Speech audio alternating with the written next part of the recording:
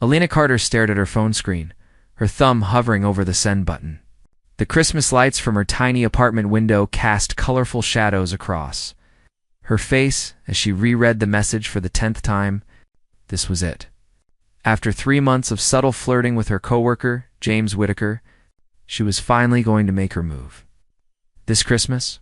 "You're on my wish list," she whispered to herself, testing how the words sounded. Her best friend Rachel had helped her craft the perfect message. Something bold yet playful. Alina took a deep breath and hit send before she could change her mind. The message delivered with a satisfying swoosh. Alina set her phone face down on her coffee table and grabbed the mug of hot chocolate she'd been nursing. Her small studio apartment was decorated with modest Christmas decorations, a tiny tree in the corner adorned with handmade ornaments, and string lights that she'd found on sale last year. Working as a bookstore manager didn't pay much, but Alina had made her space cozy and warm. Her phone buzzed almost immediately. Alina's heart jumped as she reached for it, expecting a flirty response from James.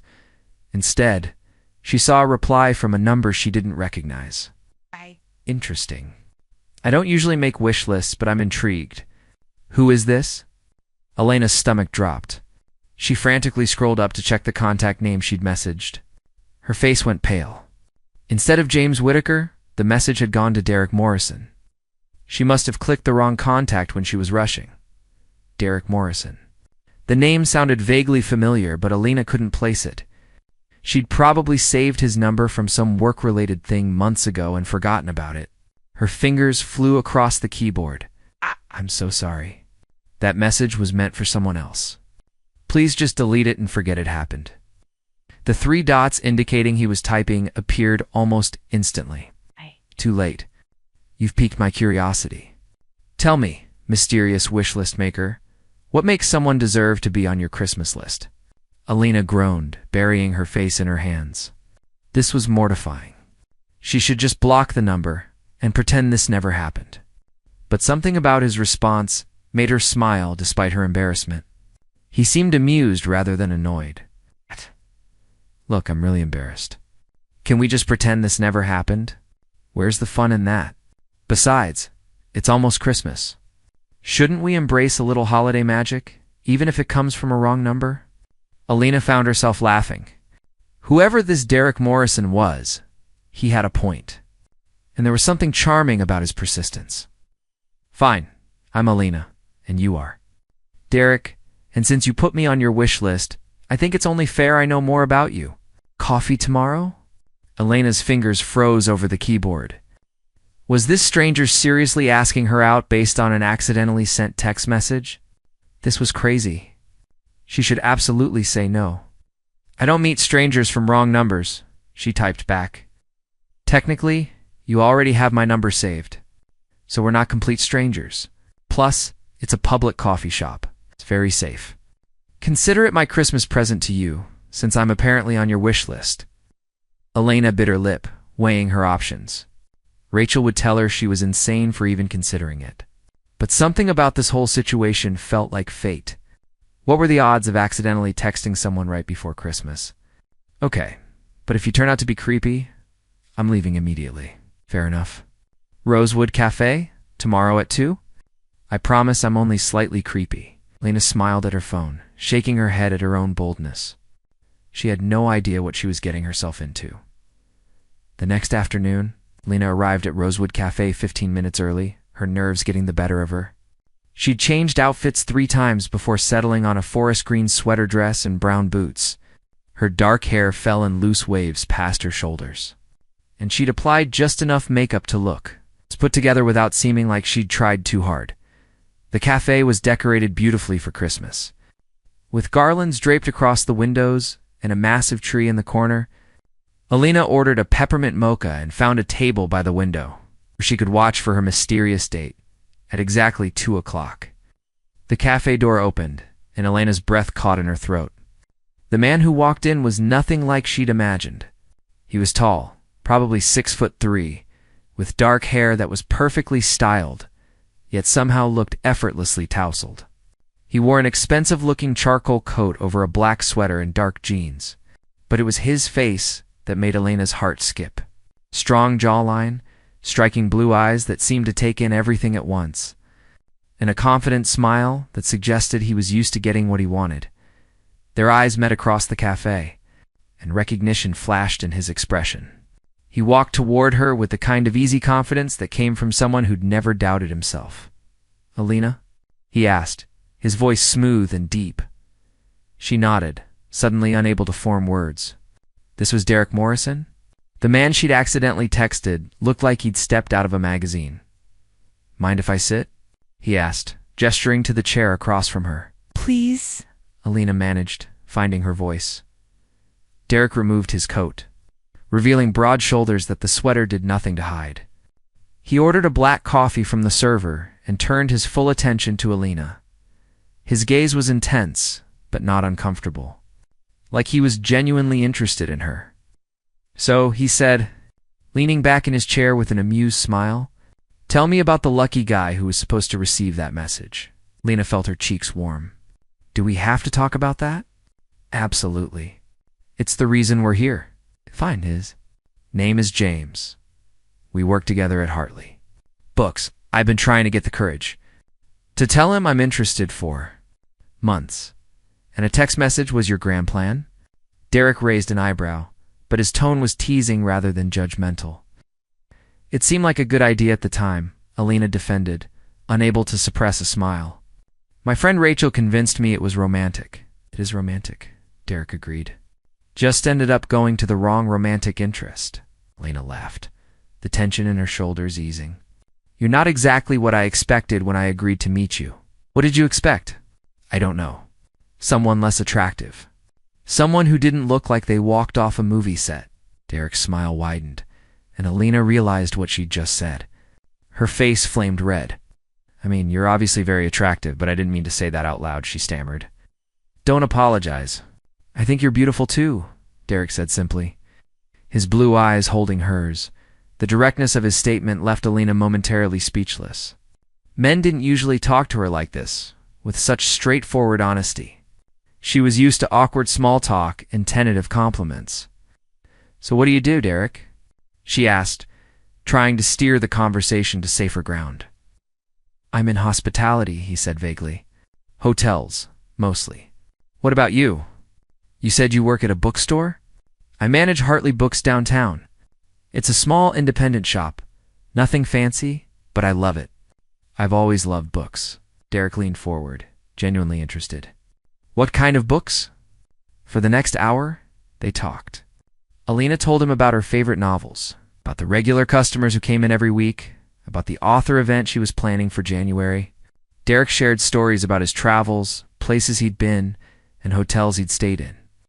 He was careful not to mention anything too specific about his work, and Elena didn't push. What struck Elena most was how easy it was to talk to him. Despite his obvious wealth and good looks, Derek didn't make her feel inferior. He listened when she spoke, asked thoughtful questions, and laughed at her jokes. By the time they finished their second round of coffee, Elena had almost forgotten this had started as an accidental text. "I should probably go," Elena said reluctantly, noticing it was getting dark outside. "I have inventory to finish at the shop tomorrow morning. Can I see you again?" Derek asked as he helped her into her coat. Elena hesitated. This had been wonderful, but she still knew almost nothing about this man. "I don't know if that's a good idea." "Why not?" "Because this is crazy. We met because of a wrong number. You could be anyone." Derek pulled out his phone and handed it to her. "Google me." Elena took the phone hesitantly and typed his name into the search bar. Her eyes widened as the results loaded. Derek Morrison, CEO of Morrison Hotels, one of the largest luxury hotel chains in the country. Net worth estimated at over $2 billion. Recent photos of him at charity galas, business conferences, always in expensive suits with beautiful women on his arm. She handed the phone back, her expression unreadable. "You're a billionaire. Does that change things?" Derek asked carefully. Should Elena said honestly. "We're from completely different worlds." "Or maybe we're from the same world, just different tax brackets," Derek countered. "Give me a chance to prove this isn't about money or status. One more date. If you still think we're too different, I'll respect that." Elena studied his face. looking for any sign of insincerity. All she saw was genuine interest and hope. One more date, she agreed, but somewhere normal. No fancy restaurants or private jets. Derek's smile was radiant. Deal, how about ice skating? There's a public rink downtown. Ice skating sounds perfect. As Derek walked her to her car, Alina couldn't shake the feeling that her life had just taken an unexpected turn. She'd sent a flirty message to the wrong person. Somehow ended up having coffee with a billionaire who made her laugh and didn't make her feel small. It was the kind of thing that only happened in movies or romance novels, but as Derek kissed her hand goodbye and promised to text her about the skating date, Alina allowed herself to believe that maybe, just maybe, this Christmas was going to be more magical than she'd ever imagined.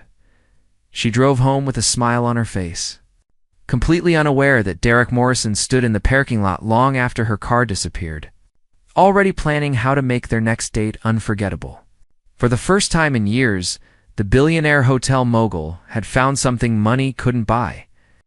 Genuine connection with someone who didn't know or care about his wealth. And it had all. Started with a message meant for someone else. The ice skating rink was decorated with thousands of twinkling lights that reflected off the ice like stars. Alina stood at the edge, lacing up her rental skates, while Derek finished tying his own.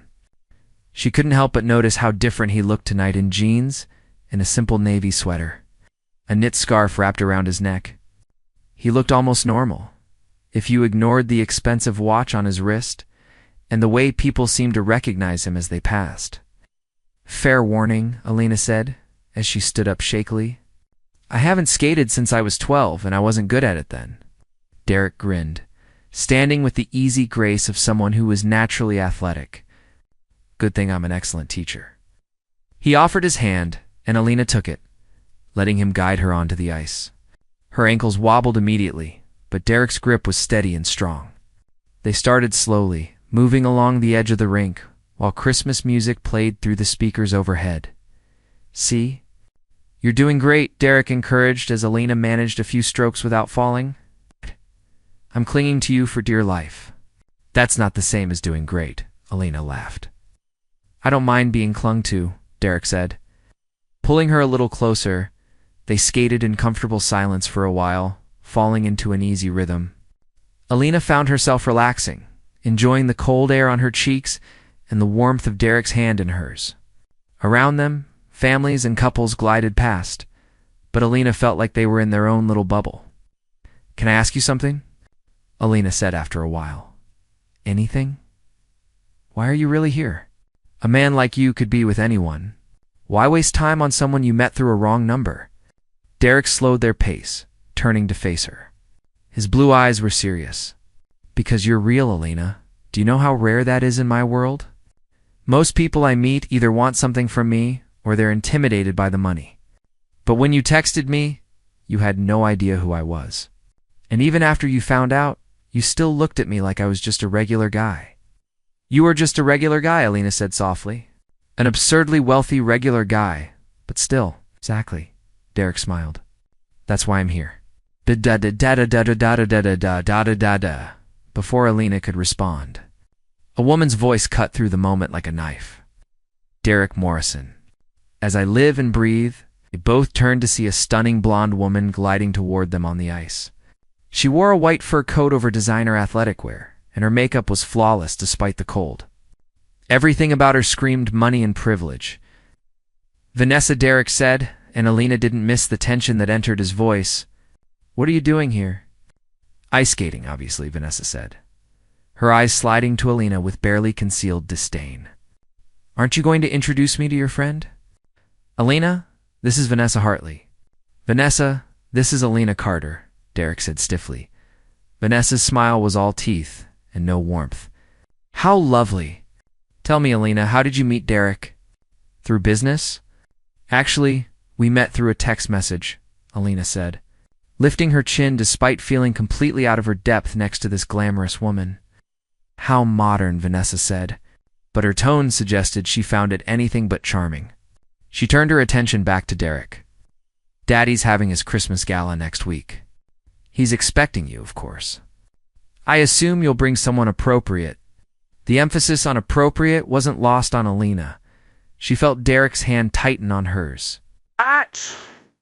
My plans are my own business, Vanessa, Derek said coolly. Of course, Vanessa smiled sweetly. Well, I'll let you two get back to your charming little date. It was nice meeting you, Emma. Alina, she corrected, but Vanessa was already skating away. The magic of the evening had evaporated. Alina pulled her hand from Derek's and skated toward the exit. Alina, wait, Derek called, catching up to her easily. I need to get off the ice, Alina said, her voice tight. They made it to the benches, and Alina started unlacing her skates with shaking fingers. Derek sat beside her, his expression troubled. I'm sorry about Vanessa. She's my ex-girlfriend, and she doesn't handle rejection well. She's beautiful, Alina said quietly. Hey. She's also manipulative and cruel, Derek countered. Why do you think she's my ex? Alina finished removing her skates and looked at him. Derek, she's right. We're from different worlds. You belong at galas and charity events with women who wear fur coats and know which fork to use at fancy dinners. I manage a bookstore and shop at thrift stores. None of that matters to me, Derek insisted. But it matters to everyone else in your life, Alina said. I saw the way she looked at me. Like I was nobody. And honestly, in your world, I am nobody. Don't say that. Derek's voice was almost angry. You're not nobody. You're smart and kind and genuine. You make me laugh. You make me want to be better. For how long? Alina asked, her eyes filling with tears. Until the novelty wears off? Until your friends and family make you realize you could do so much better? Derek took her hands, forcing her to look at him. Listen to me. I know this is fast. I know we barely know each other. But I haven't felt this way about anyone in years, maybe ever. Don't let Vanessa's poison ruin what we could have. Lena wanted to believe him. Every fiber of her being wanted to throw caution to the wind and trust that this could work. But the fear was overwhelming. I need time to think, she said finally. Derek's face fell, but he nodded. Okay. Take all the time you need. But Alina, I'm not giving up on us. Not yet. The next few days were torture for Alina. She threw herself into work, organizing the holiday book displays and helping customers find perfect gifts. But her mind kept drifting back to Derek, to the way he'd held her hand while skating, to the hurt in his eyes when she'd pulled away. Rachel found her restocking shelves on Christmas Eve morning, clearly lost in thought. Okay, that's it, Rachel declared, pulling a book out of Elena's hands. You've been moping for 3 days? Either call him or get over him. But stop torturing yourself. It's not that simple, Alina protested. Yes, it is. You like him. He likes you. Everything else is just noise. Easy for you to say. You didn't see his ex-girlfriend. She looked like a supermodel, and she made it very clear that I don't belong in his world. Rachel rolled her eyes. Who cares what she thinks? The question is, do you want to be with him? Of course I do, Alina admitted. But wanting something and it being realistic are two different things. Life is short, Alina. Take the risk. Before Alina could respond, the bell above the shop door chimed. Both women turned to see Derek walking in, looking slightly nervous. He wore a dark coat and carried a large shopping bag. Hi, he said, his eyes finding Alina's immediately. Hi, she breathed. Rachel looked between them and grinned. I'm going to go reorganize the back room. Very thoroughly. For at least 30 minutes, she disappeared before Alina could protest. Derek approached slowly, like he was afraid she might bolt. I know you said you needed time, but it's Christmas Eve, and I couldn't stand the thought of not seeing you. Derek, Alina started, but he held up a hand. Please, let me say this. I've spent the last 3 days thinking about what you said, about us being from different worlds. And you're right, in a way. We do come from different circumstances. But that doesn't mean we can't build our own world together. He set the shopping bag on the counter and pulled out a beautifully wrapped package. I got you something. Before you protest, it's not expensive. I promise. Alina took the package with trembling hands and carefully unwrapped it. Inside was a leather-bound journal with her initials embossed on the cover. Tucked inside the first page was a handwritten note. Read it, Derek urged softly. Alina unfolded the note, her eyes scanning Derek's neat handwriting. Alina. This journal is for all the stories we're going to write together. Some will be good, some will be challenging, but they'll all be ours. I can't promise that my world won't sometimes be difficult to navigate, but I can promise that I'll be beside you every step of the way. You're not alone in this. Love, Derek. Tears spilled down Elena's cheeks. You wrote love? I did, Derek confirmed, stepping closer. Because I'm falling in love with you, Elena Carter. I know it's fast, and I know it's complicated, but it's true. And I'll wait as long as you need me to. But I need you to know that I'm all in. Lena looked at the journal in her hands, at the man standing before her with his heart laid bare, and made her decision. She closed the distance between them and kissed him. Derek's arms came around her immediately, pulling her close as he deepened the kiss. It was different from their first kiss, more desperate, more certain. When they finally broke apart, both were breathing hard. I'm falling in love with you too, Alina whispered, and it terrifies me. Good. Derek smiled against her lips. The best things always do. Come with me to the gala. Meet my world, and let me show you that you belong wherever you want to be. Alina took a deep breath and nodded. Okay, but if your family hates me, I'm blaming you. Hey. Derek laughed, the sound full of relief and joy. Deal. The Morrison family Christmas gala was exactly as intimidating as Alina had feared. The ballroom of the Grand Morrison Hotel was decorated like something out of a fairy tale. With 20-foot Christmas trees draped in gold and silver, crystal chandeliers that sparkled like ice, and a live orchestra playing classical arrangements of holiday songs. Everyone wore designer gowns and tuxedos, dripping in jewelry that probably cost more than Alina. Made in a year. Alina smoothed down the emerald green gown Derek had sent to her apartment. He'd included a note saying it was on loan from a designer friend, and that she could absolutely say no. But he thought the color would bring out her eyes. He'd been right. The dress fit perfectly, hugging her curves before flowing to the floor in elegant waves. Rachel had helped with her hair and makeup, creating soft curls and a classic red lip. Still, Alina felt like an imposter as Derek led her through the crowd, his hand warm and steady on her lower back. You're doing great, he murmured in her ear. I haven't said anything yet, Alina whispered back. Exactly. Very mysterious and intriguing. Despite her nerves, Alina smiled. Derek had a way of making her feel like everything would be okay. Derek, darling. An elegant older woman approached them, her silver hair styled perfectly. I've been looking for you everywhere, Mother Derek said, and Alina felt him tense slightly. I'd like you to meet Alina Carter. Alina, this is my mother, Patricia Morrison. Patricia's sharp blue eyes assessed Alina from head to toe. Charmed. You're the bookstore manager Derek has been spending so much time with. Yes, ma'am, Alina said, lifting her chin. It's wonderful to meet you. Was all Patricia said before turning back to her son. Your father wants to speak with you about the Tokyo expansion. Don't disappear. As Patricia walked away, Alina let out a breath she didn't know she'd been holding. Well, that went well. She warm up to you, Derek said, though he didn't sound entirely convinced. The evening continued in a blur of introductions. Derek's father, Richard Morrison, was polite but distant.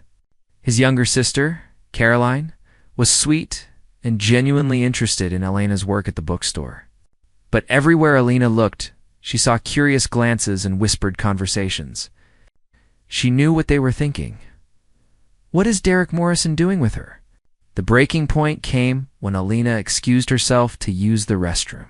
She was washing her hands when Vanessa walked in, looking stunning in a red gown that probably cost more than Elena's car. Elena, isn't it? Vanessa said, reapplying her lipstick in the mirror. Having fun playing Cinderella? I'm having a lovely evening, thank you, Alina said evenly. Enjoy it while it lasts, Vanessa said, her voice dripping with false sweetness. Derek has a pattern, you know. He gets bored with his little projects. Last year, it was a yoga instructor. Before that, a graduate student. He likes to play savior, makes him feel good about himself. But he always comes back to his own kind eventually. The words hit Alina like physical blows. Every insecurity she'd been trying to suppress came roaring back. Why are you telling me this? Alina managed. "'Cause I'm trying to save you from humiliation," Vanessa said, turning to face her fully. "Derek and I are inevitable. Our families have been friends for generations. We understand each other's world. Whatever he's told you, whatever promises he's made, they won't last. Men like Derek don't end up with girls like you. They marry women like me." Vanessa left, leaving Alina staring at her own reflection in the mirror. The beautiful dress suddenly felt like a costume. She didn't belong here, and maybe she never would. Alina found Derek talking with a group of businessmen. She touched his arm gently. "I need to leave." Derek immediately turned his full attention to her, noticing the distress in her eyes. "What happened?" "I just need to go. Please." Without hesitation, Derek excused himself and led Alina out of the ballroom. They didn't stop until they reached a private terrace overlooking the city. The cold December air was a shock after the warmth of the party. "Talk to me," Derek said gently. "Vanessa told me about your pattern," Alina said, hugging herself against the cold. "The yoga instructor, the graduate student. All the women you save before getting bored and moving on?" Derek's jaw tightened. "That's not true, isn't it? You're a billionaire, Derek. You could have anyone. Why would you really want to be with someone like me long term?" "Because you're you," Derek said, his voice rising with frustration. "Why can't you see that?" "Because I'm terrified," Alina shouted back, tears streaming down her face. "I'm terrified that I'm going to fall completely in love with you. And then one day you're going to wake up and realize that Vanessa was right. That I don't fit in your world, that I never will, and that you made a mistake. The only mistake would be letting you walk away because you're too scared to take a chance on us," Derek said, his own eyes bright with emotion. "Maybe being scared is smart," Alina said quietly. "Maybe I should walk away before I get hurt worse." "Is that really what you want?" Alina looked at him, at this man who had shown her nothing but kindness and honesty, who had opened up his world to her despite knowing it might overwhelm her. She thought about the journal he'd given her, about all the blank pages waiting for their story. "No," she whispered, "but I don't know if wanting something is enough." "Then let me prove it to you," Derek said, taking her hands. "Give me until New Year's. If by then you still don't believe we can make this work, I'll let you go. But please, Alina, give us a real chance." Alina searched his face, looking for any sign of doubt. All she saw was determination and something that looked a lot like love. 1 week, she agreed. What Alina didn't know was that Derek had already made his decision. That night, after taking her home, he sat down at his computer and began writing an email that would change everything. The week between Christmas and New Year's was different. Derek took Alina to places that mattered to him. Not fancy restaurants or exclusive clubs, but real places. His favorite coffee shop where he'd spent hours as a college student. The park where his sister Caroline had taught him to ride a bike. The library where he'd fallen in love with architecture books as a child. In turn, Alina showed him her world. The tiny bookshop that was her sanctuary, introducing him to her favorite regulars. The soup kitchen, where she volunteered every Saturday. Her cramped but cozy apartment, filled with books and handmade decorations. They talked for hours about everything and nothing. Derek told her about the pressure of living up to his family's expectations, about how lonely it was at the top. Alina shared her fears about never being good enough, about her parents' messy divorce and how it had made her scared to trust with each passing day. The walls between them crumbled a little more. On New Year's Eve, Derek picked Alina up at 7 o'clock. "Dress warm," was all he would tell her. He drove them out of the city to a small clearing in the woods. There, he'd set up a private area with outdoor heaters, blankets, and a telescope. "What is all this?" Alina breathed. "You mentioned once that you loved stargazing as a kid," Derek said, helping her out of the car. "I thought we could watch the stars together and wait for midnight." Alina felt tears prick her eyes. No one had ever done something so thoughtful for her. They spent hours lying on blankets under the stars, pointing out constellations and making up stories about them. As midnight approached, Derek sat up and took Alina's hands. "Before the new year starts, I need to tell you something," he said. "I've made some decisions this week." Alina's heart started to pound. "What kind of decisions?" "I've stepped back from day-to-day operations of Morrison Hotels. My father wasn't happy, but I hired an excellent CEO to take over most of my responsibilities. I'm keeping my position on the board, but I'm going to be working remotely most of the time, focusing on the projects I actually care about. Oh, Derek. You can't do that for me, Alina protested. I'm not doing it for you. I'm doing it for us, for myself. I've been so consumed by work and expectations that I forgot what it felt like to actually live. You reminded me, Alina. You showed me that there's more to life than board meetings and quarterly reports. What will you do? Alina asked softly. I want to start a foundation, something focused on literacy and supporting independent bookstores. I want to build things that matter, not just accumulate wealth. And I want to do it with you if you'll have me. Alina's voice broke.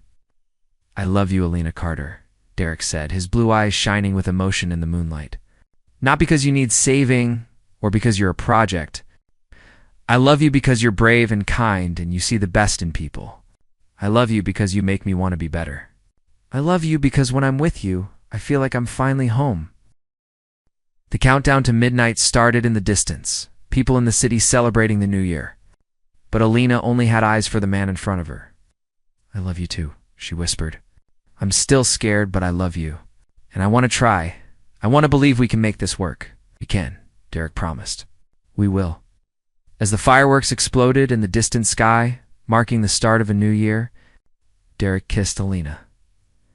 It was a kiss full of promise and hope, of new beginnings and second chances. When they finally pulled apart, Derek reached into his pocket and pulled out a small velvet box. Alina's breath caught. I'm not proposing, Derek said quickly, seeing her panic. Not yet. But I want you to have this. Inside the box was a delicate silver bracelet with a single charm, a tiny book with chapter 1 engraved on it. For our first chapter, Derek explained, fastening it around her wrist. There will be many more to come. Alina threw her arms around him, holding tight as happy tears streamed down her face. Happy New Year, Derek. Happy New Year, Alina. The first of many we'll spend together. 3 months later, Alina stood in her brand new bookshop, the one Derek had helped her lease and renovate. It was bigger than Hartley Books, with floor-toozling windows and cozy reading nooks. The grand opening had been a huge success. With the whole community turning out to support her, Derek wrapped his arms around her waist from behind, resting his chin on her shoulder. Happy? Incredibly, Alina sighed contentedly. Good, because I have something else for you. He turned her around and pulled out another velvet box. But this one was different. Smaller. Alina's heart started to race. I said I wasn't proposing that night on New Year's, Derek said, dropping to one knee.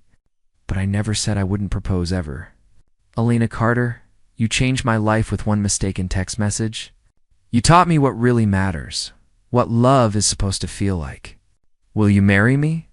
Will you let me spend the rest of my life writing our story with you? Through happy tears, Alina nodded. Yes, absolutely yes. Derek slipped the ring onto her finger, a beautiful emerald surrounded by diamonds, and kissed her as the bookshop customers who had stuck around erupted in applause as Alina looked at the ring on her finger and the man she loved. She thought about that Christmas night when she'd sent a message to the wrong number. It had seemed like a disaster at the time, but it had led her here to this perfect moment, to a love she never could have imagined. Sometimes the best things in life come from the mistakes we make, from the wrong turns that lead us exactly where we're meant to be. And as Derek pulled her close, promising her forever with his eyes, Alina knew that their story was just beginning. The message had been wrong, but the love was absolutely right. Thank you for taking Thed time to listen to this story. If you enjoyed this content, don't forget to hit like, share this story with your friends and family, and subscribe to the channel so you don't miss out on more meaningful stories. Olivia Carter checked her reflection one last time in the lobby mirror of Sterling Tower, smoothing down her navy blazer. At 26, she had spent 3 years building a modest reputation as a freelance fashion consultant for small businesses. But today could change everything. The email had been vague, mentioning only that Sterling Enterprises was looking for someone with a keen eye for professional styling. The building itself was intimidating. all glass and steel rising 40 stories into the Chicago skyline. Olivia's heels clicked against the marble floor as she approached the reception desk. Her portfolio tucked under one arm. "Olivia Carter for the 10 o'clock appointment," she said to the receptionist. "A polished woman with silver hair, 38th floor. Someone will meet you at the elevator." The woman's smile was professional but warm. As the elevator climbed, Olivia's stomach fluttered with nervous energy. She had researched Sterling Enterprises thoroughly. Julian Hartwell had taken over his father's struggling real estate company at 28 and transformed it into a billion-dollar empire spanning luxury hotels, commercial properties, and fashion retail. He was known for two things: his brilliant business mind and his reputation for being impossibly demanding. The elevator doors opened to reveal a sleek reception area decorated in shades of charcoal and cream. A young man in an impeccable suit immediately approached her. "Miss Carter." "I'm Owen, Mr. Hartwell's executive assistant. Please follow me." Owen led her through a corridor lined with abstract art and into a spacious corner office with floor-to ceiling windows, overlooking Lake Michigan. The view was breathtaking, but Olivia's attention was immediately captured by the man standing at the window. Julian Hartwell was taller than she expected, easily over 6 feet, with dark hair styled perfectly away from his face. He wore a charcoal suit that probably cost more than her monthly rent, but something about it seemed slightly off. When he turned to face her, Olivia was struck by his eyes, a striking shade of green that seemed to assess everything in an instant. "Miss Carter." His voice was deep and measured. "Thank you for coming, Mr. Hartwell. It's an honor to meet you." Olivia extended her hand, which he shook firmly. "Please, sit." He gestured to a leather chair across from his desk. "I assume you're wondering why you're here?" "The email mentioned a styling position," Olivia said carefully, settling into the chair. "Not exactly." Julian leaned against his desk, arms crossed. "I need someone who can be completely honest with me about something most people won't address." "My appearance?" Olivia blinked in surprise. Julian Hartwell was objectively handsome and always appeared immaculate in press photos. I don't understand. "You always look very professional."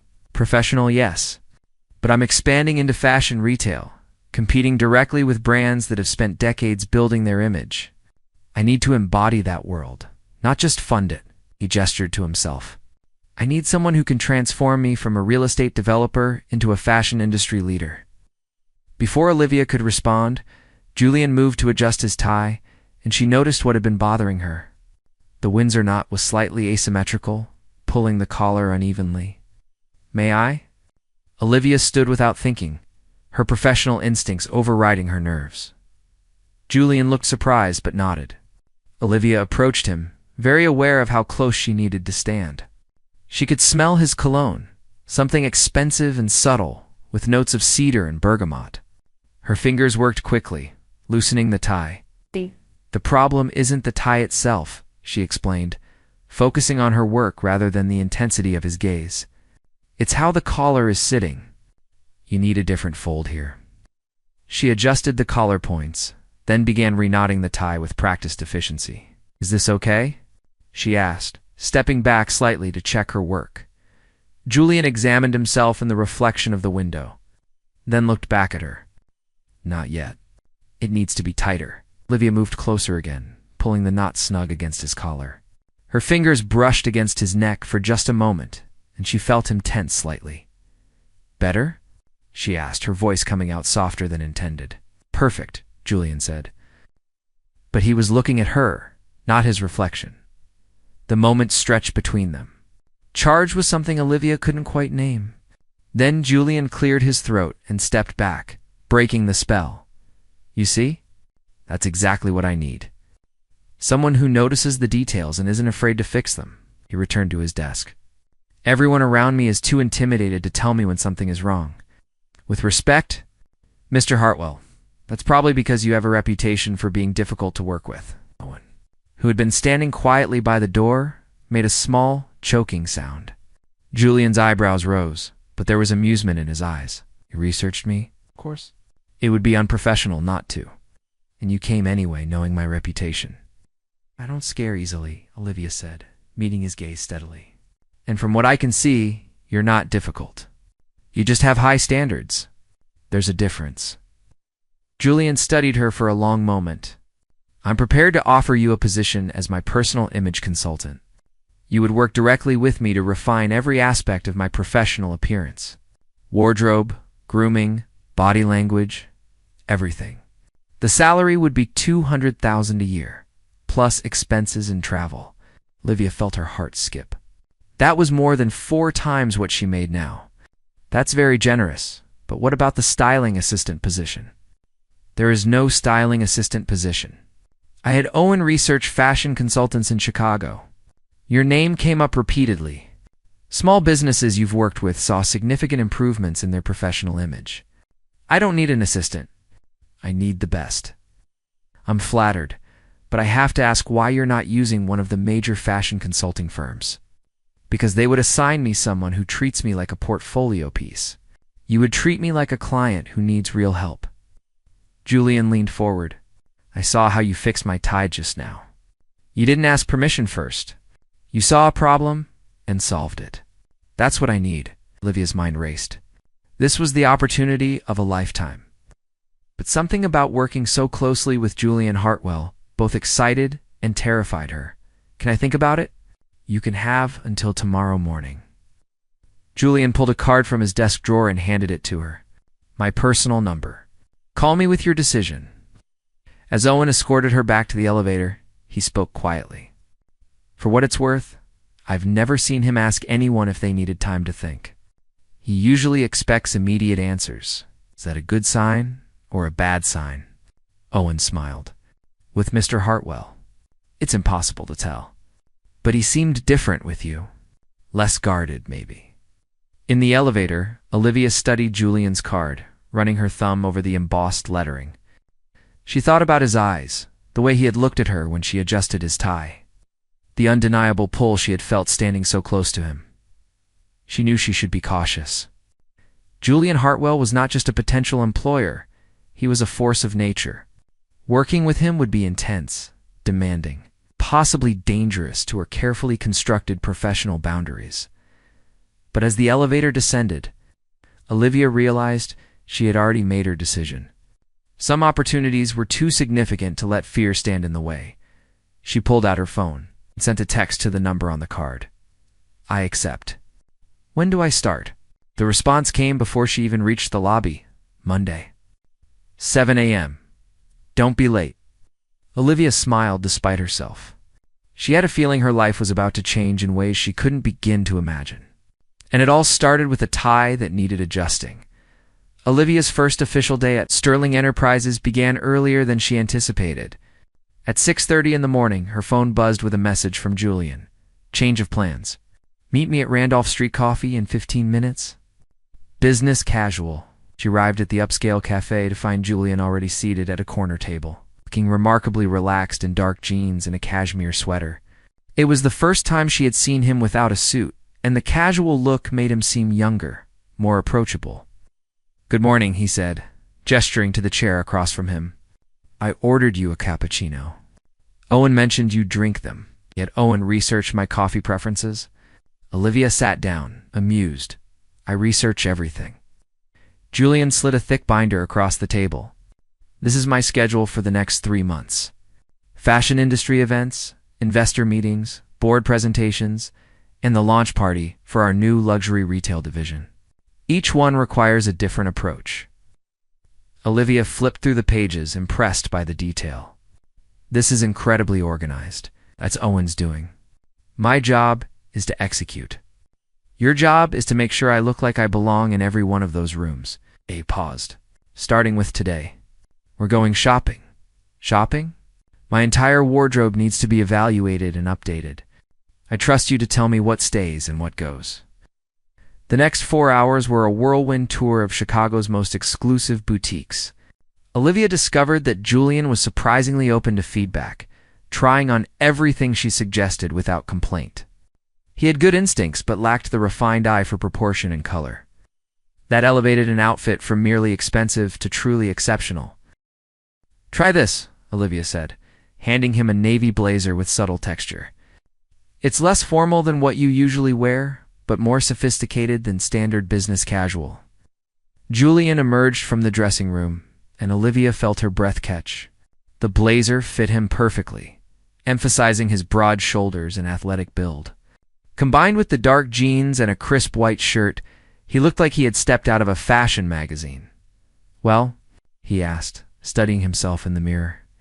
"Perfect," Olivia said, then caught herself. "I mean, it fits your needs for the industry events. Polished, but approachable." Julian turned to look at her directly, one eyebrow raised. "You sure that's all you meant?" Olivia felt heat rise to her cheeks. Professionally speaking, yes. Something flickered in Julian's eyes, but he simply nodded and returned to the dressing room. As he tried on more outfits, Olivia found herself increasingly aware of the intimacy of the situation. She was essentially reshaping his public image. One piece of clothing at a time, and the trust required for that felt significant.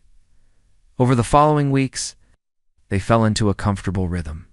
Olivia arrived at his penthouse apartment each morning at 7 to help him prepare for the day. She learned his preferences, his habits, the way he unconsciously tugged at his collar when stressed. Julian, in turn, began asking her opinion on matters beyond fashion. Seeking her perspective on presentations and business strategies. "You have good instincts," he told her one morning, as she adjusted his pocket square before an important meeting. "Not just about clothes, about people." "I notice details," Olivia replied. "It's part of the job." "Is that all it is?" Julian asked quietly. "Just a job?" Before Olivia could respond, Owen knocked on the office door. "Mr. Hartwell, Miss Westbrook is here to see you." The temperature in the room seemed to drop several degrees. Julian's expression hardened into something cold and distant. "Tell her I'm busy." "She's quite insistent." "She says it's personal." Julian sighed heavily. "Fine, give me 5 minutes." After Owen left, Julian turned to Olivia. "Caroline Westbrook is my ex-fiancée. We ended things 8 months ago. She's been trying to reconcile ever since." "Do you want to reconcile?" Olivia asked, trying to keep her voice neutral. No. The answer was immediate and firm. "But her father is a major investor in the retail expansion. I have to maintain civility." When Caroline entered the office minutes later, Olivia understood immediately why she made Julian uncomfortable. She was stunning, with platinum blonde hair and the kind of elegance that came from generations of wealth. Her eyes swept over Olivia with thinly veiled disdain. "Julian, darlin'," Caroline purred, kissing both his cheeks. "You look wonderful." "New stylist?" "Image consultant," Julian corrected. "Carolyn, this is Olivia Carter. How nice."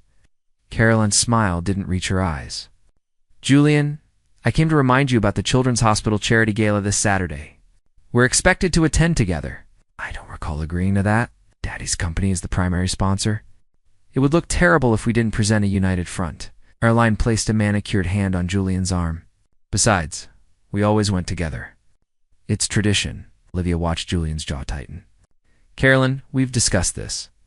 I know. But can't we at least be friends?" "For appearances." Carolyn glanced at Olivia. "Unless your consultant has objections?" "Miss Carter's opinion on my personal life is not relevant," Julian said firmly. The words stung more than they should have. Olivia kept her expression carefully neutral. "I should go prepare your notes for the afternoon meeting." She left before Julian could respond, walking quickly to her small office down the hall. She had no right to feel hurt. Julian was her employer. Whatever she felt when she straightened his ties or stood too close, while adjusting his collar, was completely unprofessional. That evening, as she was packing up to leave, Julian appeared at her door. "About earlier," he began. "You don't need to explain." "Caroline is right. I'm just your consultant." "Is that really all you want to be?" Olivia looked up sharply. Julian stood in the doorway, his tie loosened and his expression more vulnerable than she had ever seen it. "What are you asking me?" "I'm asking if you feel what I feel every morning when you fix my tie. If you notice the way I find excuses to be near you. If you think about me the way I think about you." Her heart hammered in her chest. Julian, this is complicated. I work for you, then quit. What? Quit, right now. Then we won't have that complication anymore. Can't just quit. This job is everything I've worked toward. Julian crossed the room to stand in front of her desk. Then tell me you don't feel anything, and I'll never bring it up again. We'll be strictly professional. Olivia stood, meeting his gaze. I can't tell you that. Why not? Because it would be a lie. Julian moved around the desk, and suddenly they were standing inches apart, the air between them electric with tension. His hand came up to cup her face, his thumb brushing across her cheekbone. Come with me to the gala on Saturday, he said softly. As my date, not my consultant. What about Caroline? Let me worry about Carolyn. I'm asking you. Olivia knew she should say no. This was exactly the kind of complication she had built her career avoiding. But standing this close to Julian, feeling the warmth of his hand against her skin, she found herself nodding. Okay, yes. Julian smiled, genuinely smiled. And Olivia realized she would do almost anything to see that expression more often. Good now. About Saturday, you'll need something stunning to wear. I know a designer, Julian. I can find my own dress. No, you can. But let me do this, please. The vulnerability in his request melted her remaining resistance. Okay. He leaned down slowly, giving her time to pull away. But Olivia found herself rising on her toes to meet him halfway. The kiss was gentle at first, tentative, but when she responded, Julian pulled her closer, deepening it until Olivia forgot where they were entirely. When they finally broke apart, both breathing heavily, Julian rested his forehead against hers. I've wanted to do that since the moment you fixed my tie in my office. Me too, Olivia admitted. This changes things, I know. Are you scared? Olivia considered the question honestly. Terrified. But I'm not running. Good, Julian said, kissing her once more. Because I have no intention of letting you go. As Olivia drove home that night, she knew her life had shifted irrevocably. She was falling for Julian Hartwell, and Saturday's gala would make their relationship public. There would be consequences, judgments, complications she couldn't even anticipate yet. But for the first time in her carefully planned career, Olivia decided some things were worth the risk. Some connections were worth fighting for. And Julian Hartwell, with his impossible standards and unexpected vulnerability, might just be worth everything. The dress Julian had arranged for her to wear to the gala was a masterpiece of midnight blue, silk that seemed to shift between navy and black depending on the light. When Olivia saw herself in the mirror Saturday evening, she barely recognized the confident, elegant woman staring back.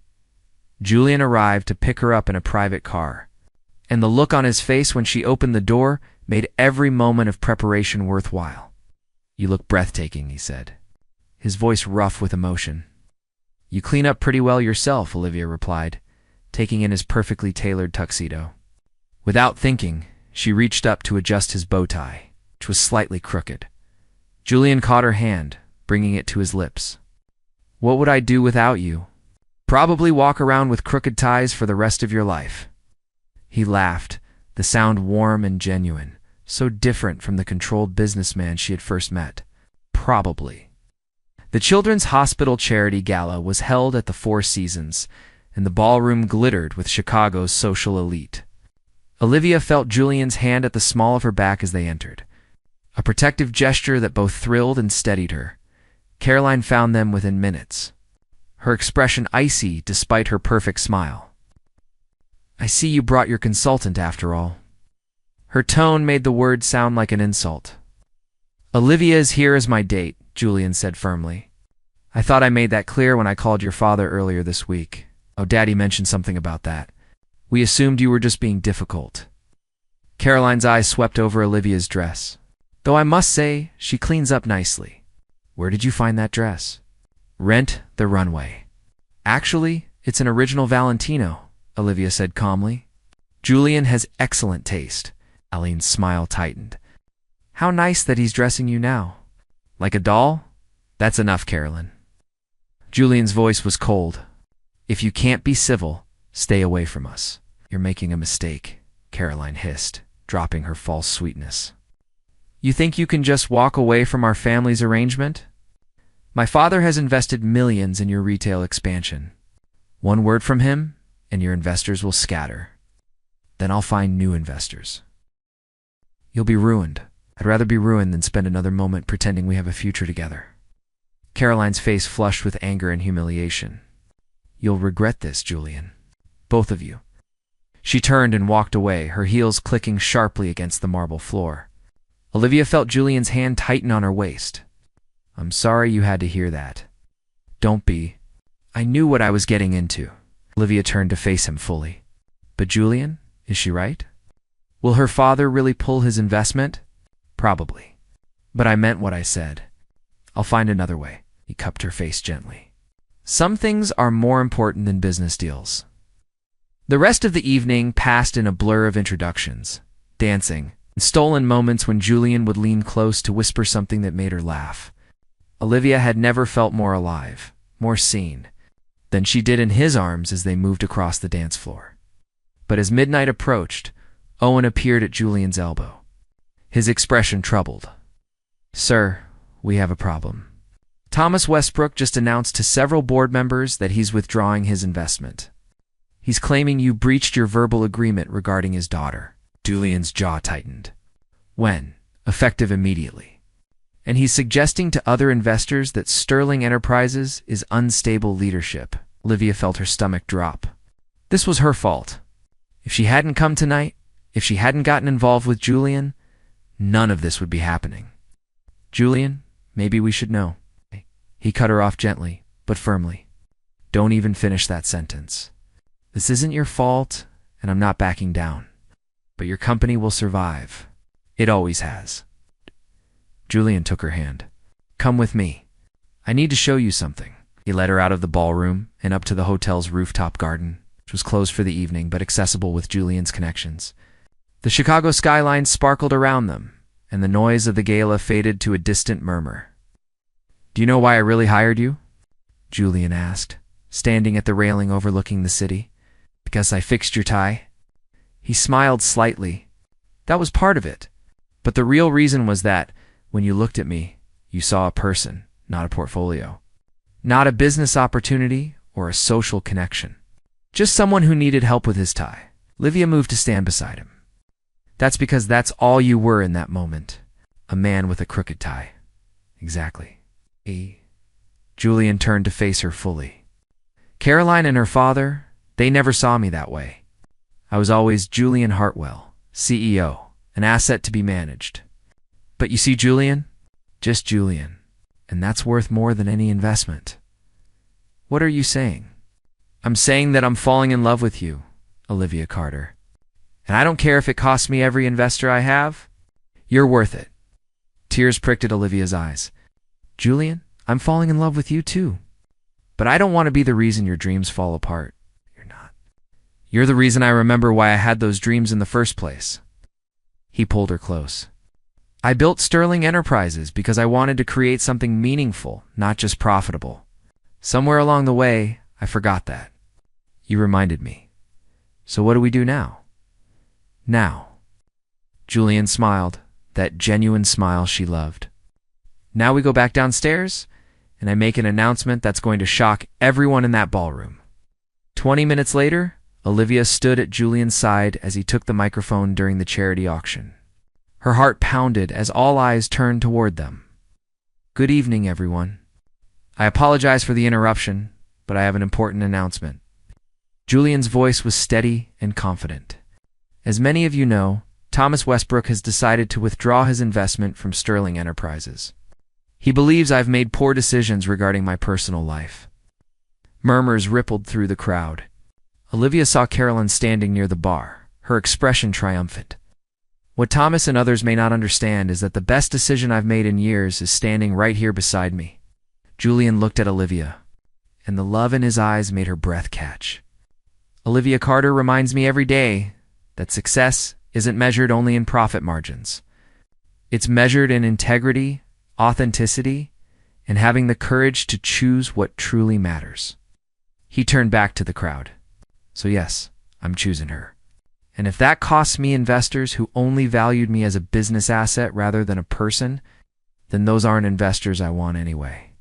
Sterling Enterprises will thrive because we're building something real, something meaningful, and we're doing it with people who share those values. The ballroom was silent for a long moment. Then, from the back of the room, someone began to applaud. Then another. Within seconds, most of the room was clapping. And Olivia saw several people approaching with business cards.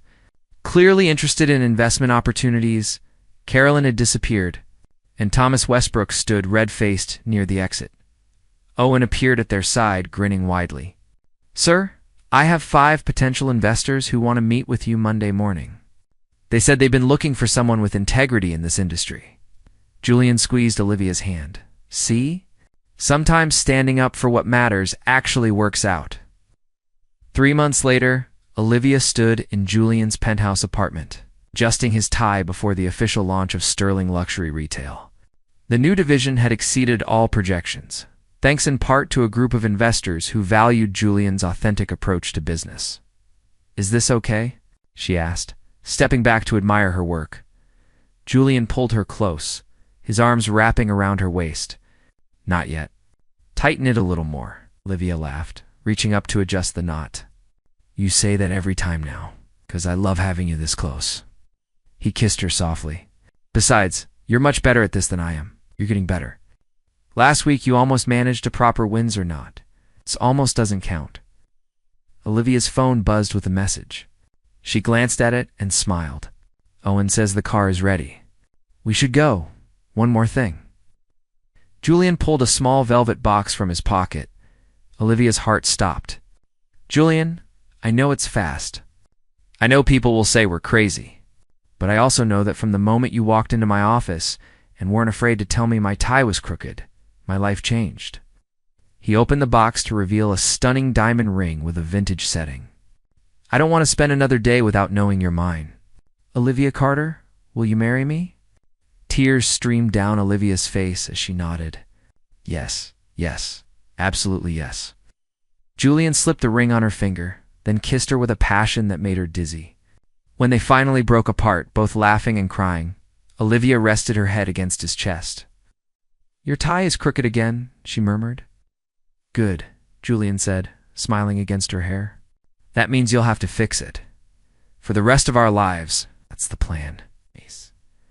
As they rode to the launch event, Olivia reflected on how far they had both come. She had started as a consultant hired to fix a crooked tie and ended up finding a partner who valued her for who she was. It's not just what she could do for his image. Julian had learned that true success meant building a life with someone who saw past the CEO to the man underneath. The launch was a spectacular success. Sterling Luxury Retail's first flagship store was packed with fashion industry leaders, celebrities, and the investors who had believed in Julian's vision. As Olivia watched him give his speech, confident and authentic, she felt a surge of pride. "He's different now," Owen said, appearing at her elbow. "Happier. More himself." "That's your doing." "He was always himself," Olivia replied. "He just needed someone to remind him it was okay to show it." After the event, as they returned to Julian's penthouse, he pulled her onto the balcony overlooking the city. The lights of Chicago stretched out before them, full of possibility. "Have I told you today that I love you?" Julian asked, wrapping his arms around her from behind. "At least 5 times. But I never get tired of hearing it. Good, because I plan to say it every day for the rest of our lives." He kissed the top of her head. "Thank you, Olivia." "For what?" "For seeing me. For not being afraid to fix my tie even when I was being impossible. For choosing me, even when it was complicated." Olivia turned in his arms to face him. "Thank you for letting me in. For trusting me with more than just your wardrobe. For loving all of me, not just the professional version." Always, Julian promised as they stood there, wrapped in each other's arms with the city sparkling below them. Olivia realized that sometimes the best things in life start with the smallest moments. A crooked tie. An honest critique. A willingness to take a risk on something real. She had gone to Sterling Enterprises looking for a job and found a partner. Love. A future she never could have imagined. And it all began because she wasn't afraid to step close and adjust what needed fixing. "Your tie is perfect now," she whispered. Julian smiled, that smile reserved just for her. so is everything else. And as he kissed her beneath the stars, with their entire future stretching out before them, Olivia knew he was right. They had found their perfect fit, and nothing would ever pull them apart. Thank you for taking the time to listen to this story. If you enjoyed this content, don't forget to click like. Share this story with your friends and family, and subscribe to the channel so you don't miss out on more meaningful stories. Only 12 hours remain until I officially become Alexander's wife. 12 hours until our 10-year love, a lifetime romance, finally reaches its beautiful conclusion. This luxury penthouse on Park Avenue is the place where we plan to build our home. Tonight, everything is eerily silent. From the balcony, the lights of New York City glitter like a galaxy of fallen stars, but inside me, a strange unease is growing. I tell myself it's probably just the typical pre-wedding jitters every bride feels.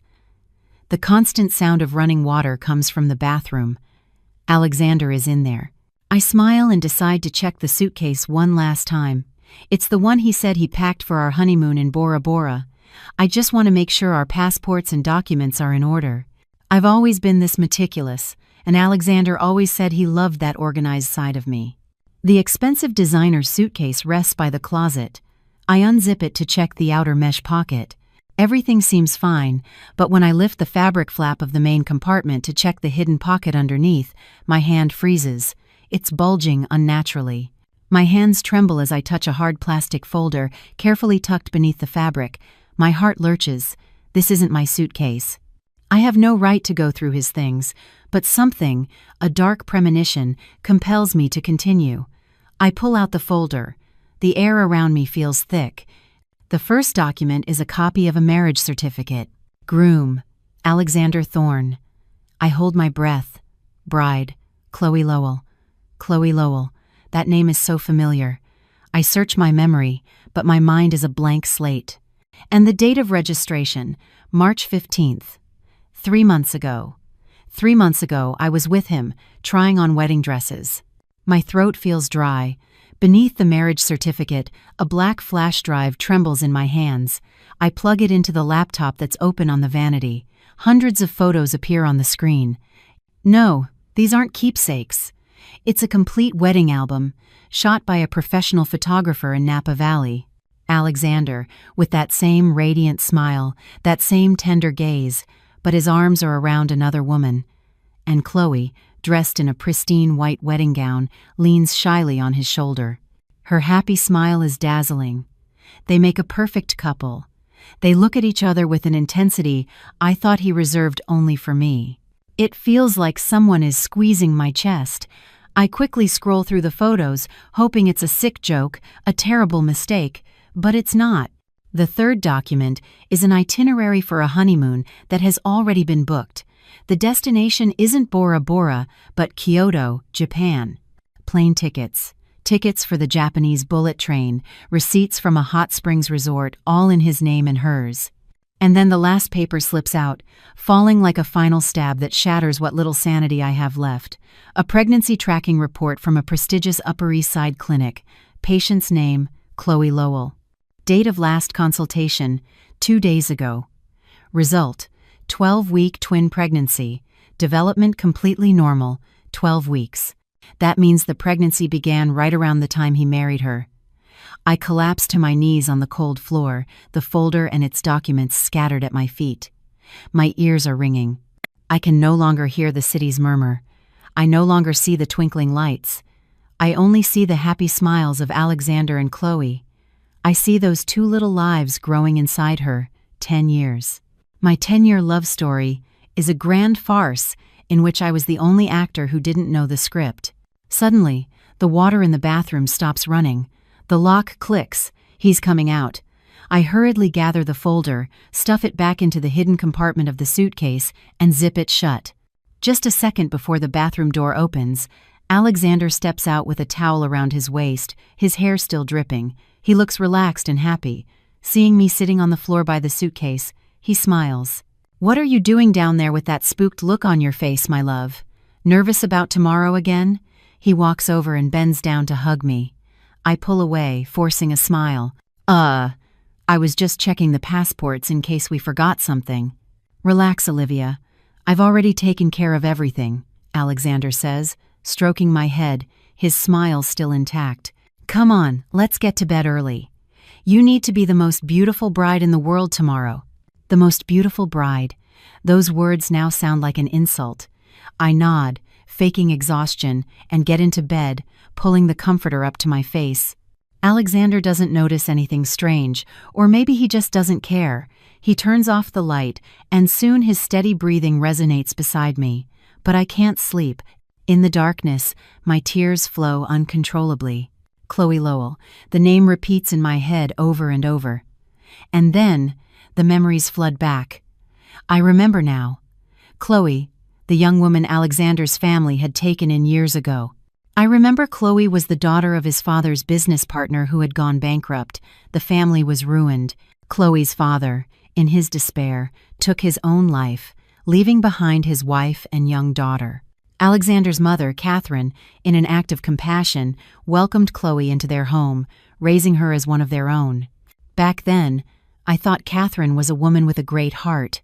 Chloe was a few years younger than us, always with a fragile, vulnerable air, always bowing her head timidly, calling Alexander Big Brother and me Olivia. I even felt sorry for her. When Alexander was cold, even distant with Chloe, I would scold him. I remember telling him once, "Don't be so hard on her, Alex. The poor girl has suffered enough." At that moment, he just frowned and gave me a strange look. "You don't understand, Olivia. That girl isn't as simple as you think. It's better if you keep your distance." I thought he was being overly suspicious. I thought he was a good man who knew how to maintain boundaries.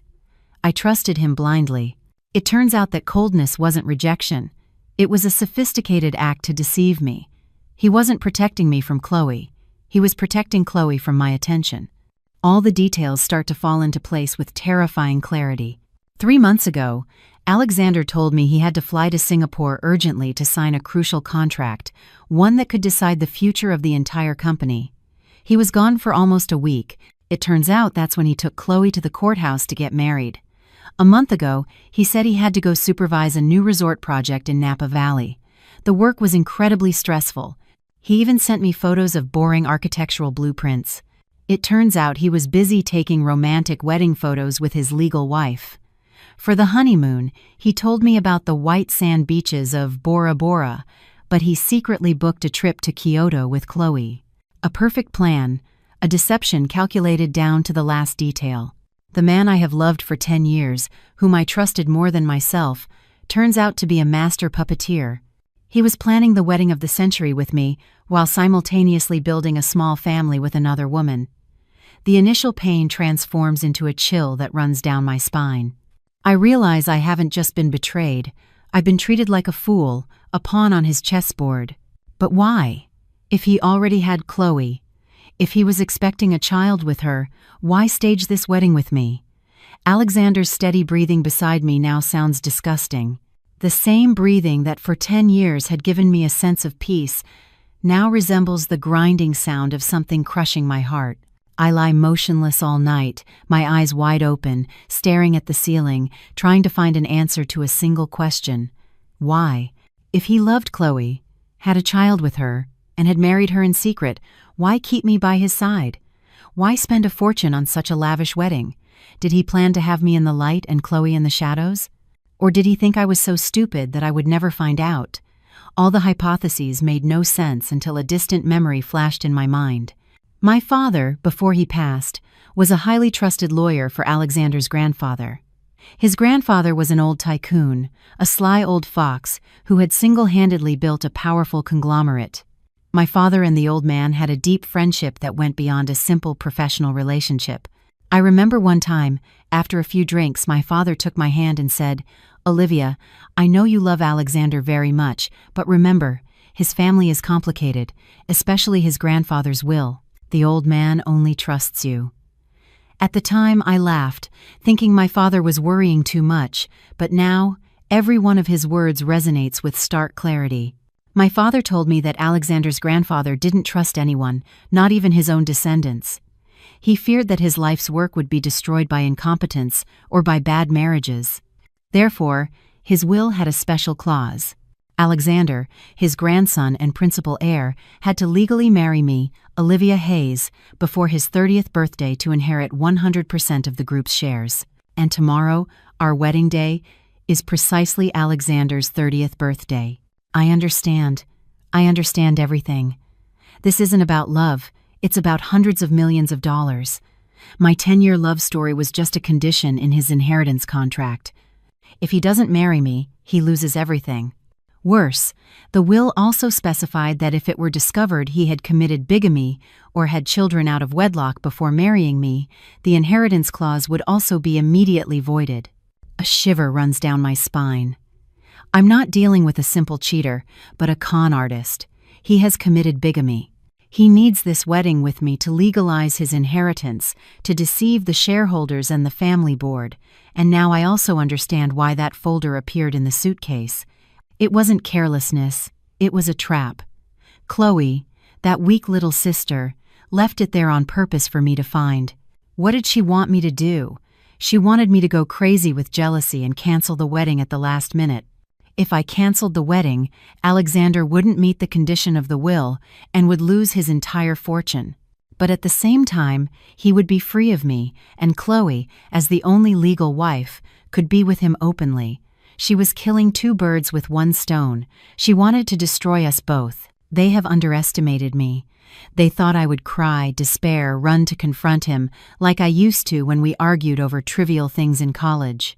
But they don't know that this ultimate betrayal hasn't broken me. It has awakened something terrifying inside me. Very carefully, I get out of bed. I walk barefoot on the cold oak floor. I go out to the living room. The city lights are still shining, but to me, they are nothing more than soulless specks. I pick up my phone. The screen lights up. I dial the number of Sarah, the director of the event planning company, the person who has worked directly with me for the past 6 months. It rings twice. On the other end, a sleepy voice answers. Hello? Olivia, what's wrong? Is it urgent? I take a deep breath, trying to make my voice sound normal, even a little cheerful. Sarah, sorry to bother you at this hour. I'm so nervous I can't sleep. An idea just came to me. I want to give Alexander a very big surprise. A surprise? At this hour, honey? Sarah sounds more awake now. Tomorrow's wedding, I say with fake enthusiasm, is still on as planned. Everything the same, but the commemorative video at the beginning. I want to change it a little. I just finished another video, more emotional, more meaningful. I'm sending you the file right now. Could you swap it for me? And please, don't let Alexander know anything, okay? After hanging up, I sit in the darkness of the living room. This multi-million-dollar penthouse, meant to be the symbol of Alexander's success and our future, now feels like nothing more than a gilded cage. I remember how happy I was when he proposed to me here, promising me a family filled with the laughter of children. It was all just a very well-produced play. Chloe wants me to cancel the wedding, but I won't. I will give her a gift to make her believe she has won. I look towards the vanity, where the signature dark blue velvet box with the wedding rings rests. They are a pair of diamond rings that Alexander boasted of having commissioned from a famous designer on Fifth Avenue, a design that took half a year. He said they symbolized our unique love. What a sweet lie. I pick up the velvet box, feeling the coldness of the metal and precious stones. I open a high-end, on-demand courier app, one that allows for minute-by-minute delivery scheduling. Recipient's address. I type in the address of the luxury apartment where Chloe lives. I know it because a utility bill once fell out of Alexander's pocket. When I asked, he dismissed it, saying it was a company apartment for important partners who needed privacy. Another lie. Delivery time, 9 a.m. Tomorrow, just when brides are starting their makeup. I leave the sender's note blank, but I open an anonymous messaging app and send a message to Chloe's number, a number I also managed to photograph from Alexander's contacts, saved as Little Sis. The message is brief. Only the one who deserves it can wear it. I want Chloe to receive these rings. I want her to believe I've discovered everything, that I'm heartbroken and have decided to surrender. I want her to believe I've admitted defeat, that I'm returning the symbol of our engagement. When a woman receives her rival's wedding rings just before the ceremony, what will she think? She will think she has won. She will confidently put on her wedding dress, slip on that ring, and come to the ceremony to claim the man who is hers. And I need her to do exactly that. Once everything is done, I return to the bedroom. The night is still long, but I can't waste another second crying. I open the laptop. I connect the flash drive filled with evidence of Alexander's betrayal. Hundreds of wedding photos, the marriage certificate, the plane tickets, and the twin pregnancy report. I don't just copy them, I organize them meticulously, inserting them into a presentation. I choose a soft soundtrack, the same one Alexander had chosen for our ceremony. I start the video with images of our 10 years together, innocent and pure memories. And then, suddenly, I insert the image of his marriage certificate with Chloe. Then, their happy wedding photos are interspersed with the passionate love messages he sent me on the very same dates. I work like a machine, without emotion, without hesitation. With every photo of Chloe I insert, my heart hardens a little more. And when I place the twin pregnancy ultrasound as the final image, I know that the surprise I've prepared for Alexander is complete. I upload the entire video file to a secure cloud server and send the link to Sarah with a note. Remember, Sarah, top secret. This is all my heart and soul. The dawn begins to break on the horizon. I've spent the night awake, but my mind is incredibly clear. I've erased all traces. I put the flash drive back in its place inside the folder and hide it again at the bottom of the suitcase as if no one had touched it. When the sun is fully up, I hear Alexander stirring in bed. I close my eyes, pretending to be fast asleep. He gets up carefully, probably to let me rest a little longer. The small noises in the kitchen indicate he's making breakfast. This man, even while deceiving me in the most cruel way, can perfectly play the role of a perfect fiancé. A moment later, he enters the bedroom with a small tray and gently wakes me. My love, wake up and have breakfast. Today is your day. You have to eat well to be the most beautiful bride. I rub my eyes and smile. A smile I practiced all night. The smile of the happiest woman in the world. On the tray is a heart-shaped fried egg, my favorite, and freshly squeezed orange juice. Thank you, honey, I say in a sweet voice. Alexander sits on the edge of the bed, watching me eat. His voice is full of false tenderness. Eat up. I've been so busy lately, always on business trips, with little time to take care of you. After the wedding, on our honeymoon, I'll make it up to you. Make it up to me. Hearing those words from his mouth makes my stomach turn. He was busy. Yes. Busy getting married to another woman, busy taking wedding photos with his new wife, busy taking care of her and her twin pregnancy. I feel a wave of nausea, but I force myself to swallow the fake heart-shaped egg. I look up and meet his gaze. I look closely at the man I have loved for 10 years. It's the same face, the same tender look. How can someone hide such a monstrous secret and remain so calm? He feels not an ounce of remorse, not a shred of guilt. Honey, I say, trying to sound normal. I'm a little nervous. Nervous? Why? He smiles, stroking my hair. I'm scared. Scared I won't be the most beautiful bride. The wedding is so big, with so many important guests. I'm scared I won't do it right. Alexander laughs. A laugh full of confidence. What nonsense. You're my bride. Of course you'll be the most beautiful. I'll take care of everything. You just have to look gorgeous and be happy. I rest my head on his shoulder one last time. Happiness. Since last night, that word has become the bitterest joke. I have eaten the breakfast of lies. I have to play my part to the end. I look at the man before me, the man I once thought was my whole world, the safe harbor of my life. Now he is nothing more than a stranger, a brilliant actor in a play directed by himself. And I, from being the romantic lead, will now become the director of this play's final act. I finish the last bite. I praise him for how delicious it was, for being so attentive, just as I have for the past 10 years. He still thinks I trust him, that I still love him. But this is the last time. I don't know if he noticed anything different in my smile. Probably not, because in his eyes right now, there is only the image of the immense fortune waiting for him after this ceremony is over. I get up and stretch. I'm going to take a shower. The hair and makeup team will be here soon.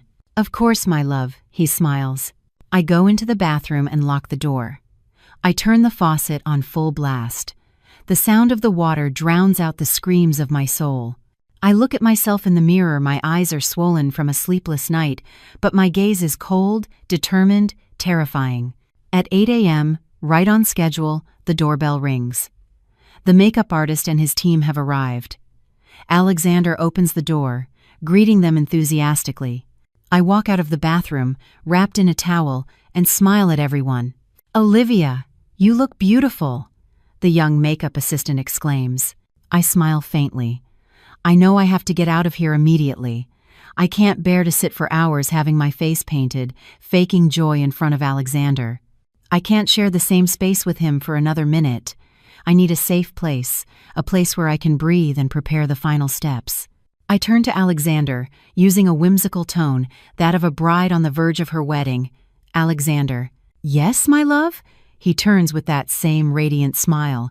"I'm so nervous," I say, gripping the towel tightly. "With so many people here, I can't concentrate. What if I go to the hotel and get ready there?" Alexander frowns slightly. "The hotel? Why? It's more comfortable here." "No." I shake my head. "I want to give you a surprise. I want to keep my bridal look a secret until the very last moment. I want you to be the most surprised person of all when I walk down the aisle." I emphasize the words surprised and of all. I've booked a suite at the hotel right next to the venue. It's spacious. It has beautiful light. The photos will be even better there. I'm going there with the team now. I've already had my dress sent over. And don't you dare come. I forbid it, or I'll be really mad. I see a flicker of surprise in Alexander's eyes, followed immediately by clear relief. I can read his thoughts. He's breathing a sigh of relief. He was probably worried too, worried that Chloe might show up at this very apartment to make a scene. The fact that I'm disappearing on my own to another location, a public and better protected place, is something he couldn't have wished for more. It makes it easier for him to control the situation here, and prevents me from running into Chloe if she decides to come. He's creating a false safety zone for me, not knowing he has just released his prey from its cage. "All right, my love," he laughs heartily and comes to hug me. "Anything to make you happy. Today, whatever you want, you get." He kisses my forehead, a kiss that feels cold to the bone. I try not to flinch.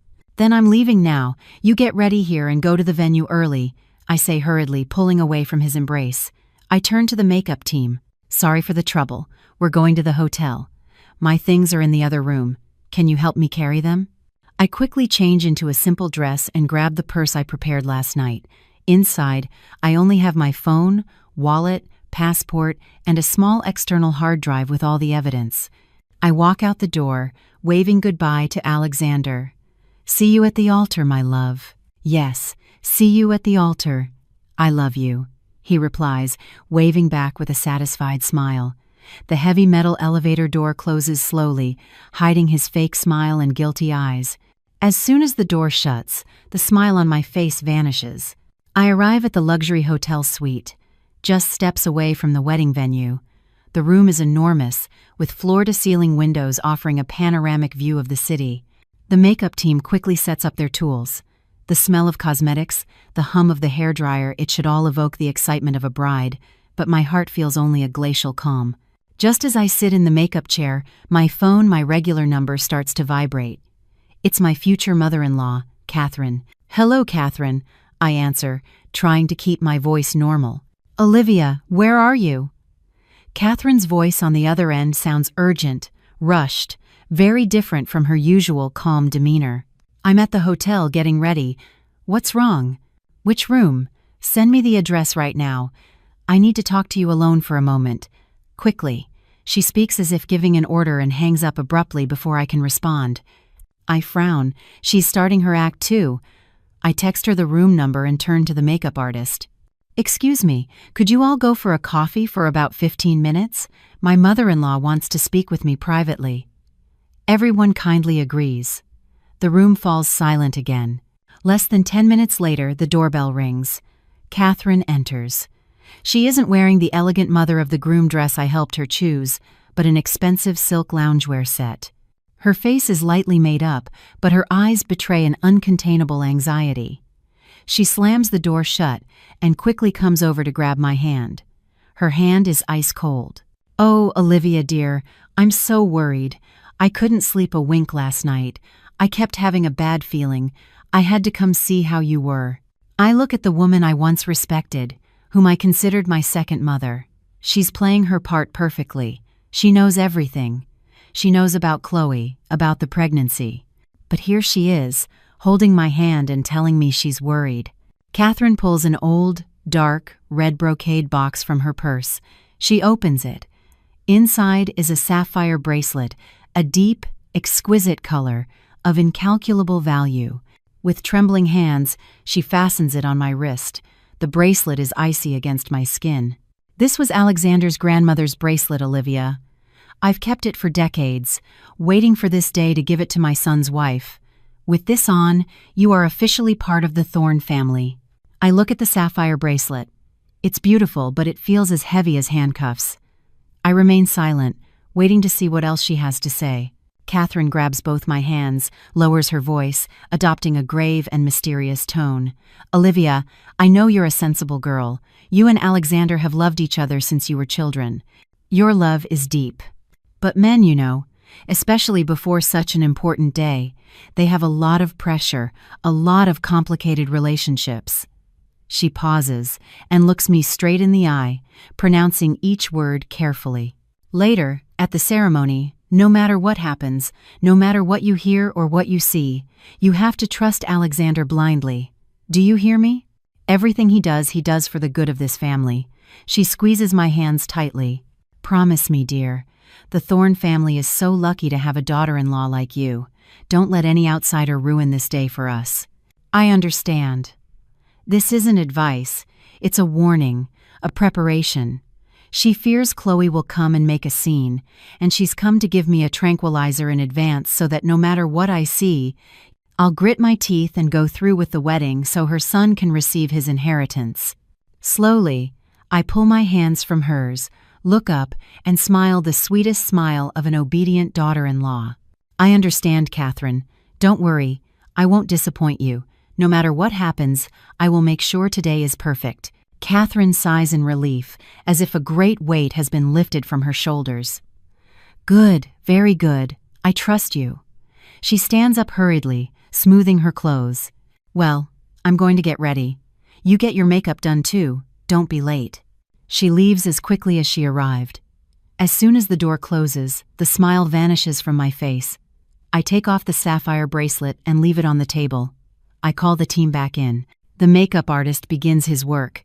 I close my eyes and let my face be painted. I try to keep my mind blank. The smell of makeup, the soft brush of bristles on my skin. I am like a wooden doll, letting myself be moved. Much later, when it was all over, I learned that at the very moment Catherine was handing me that icy bracelet, in another luxury apartment not far away, another scene of the drama was reaching its climax. Exactly at 9 a.m., the doorbell of Chloe's apartment rings. She, having spent a sleepless night torn between anxiety and expectation, rushes to open it. A courier hands her a dark blue velvet box, the exact same kind used by the brand of wedding rings Alexander had chosen. Inside, the pair of diamond rings sparkles. Immediately after, Chloe's phone receives the anonymous message I had sent. "Only the one who deserves it can wear it." Chloe is stunned. According to what Sarah later investigated, Chloe instantly believed that I had found out everything. She believed I was too hurt and humiliated and had decided to run away. This gift was my surrender, my return of the engagement. Victory was within her grasp. The first thing Chloe did was call Alexander. She wanted to confirm her triumph. But at that hour, Alexander was busy greeting important guests in the lobby. He couldn't answer. The unanswered call was, for Chloe, the clearest confirmation. Alexander was in a panic because the bride had fled. This was her chance. Sarah told me that Chloe didn't waste a second. She immediately called Sarah herself, the wedding planner. Chloe's voice sounded full of panic and compassion. "Sarah, it's Chloe. Something terrible has happened." Olivia found out about Alexander and me. She's gone. The wedding can't be cancelled. The guests are all very important people, and then there's the grandfather's will. If Alexander loses the inheritance, he'll be ruined. Chloe cried into the phone, playing the part of the victim perfectly. And Sarah, whom I had carefully instructed the night before, also played her part. She yelled into the phone, loud enough for Chloe to believe it all. "Oh my God, really? We're doomed. What do we do now? The guests are already here." "Sarah," Chloe rushed.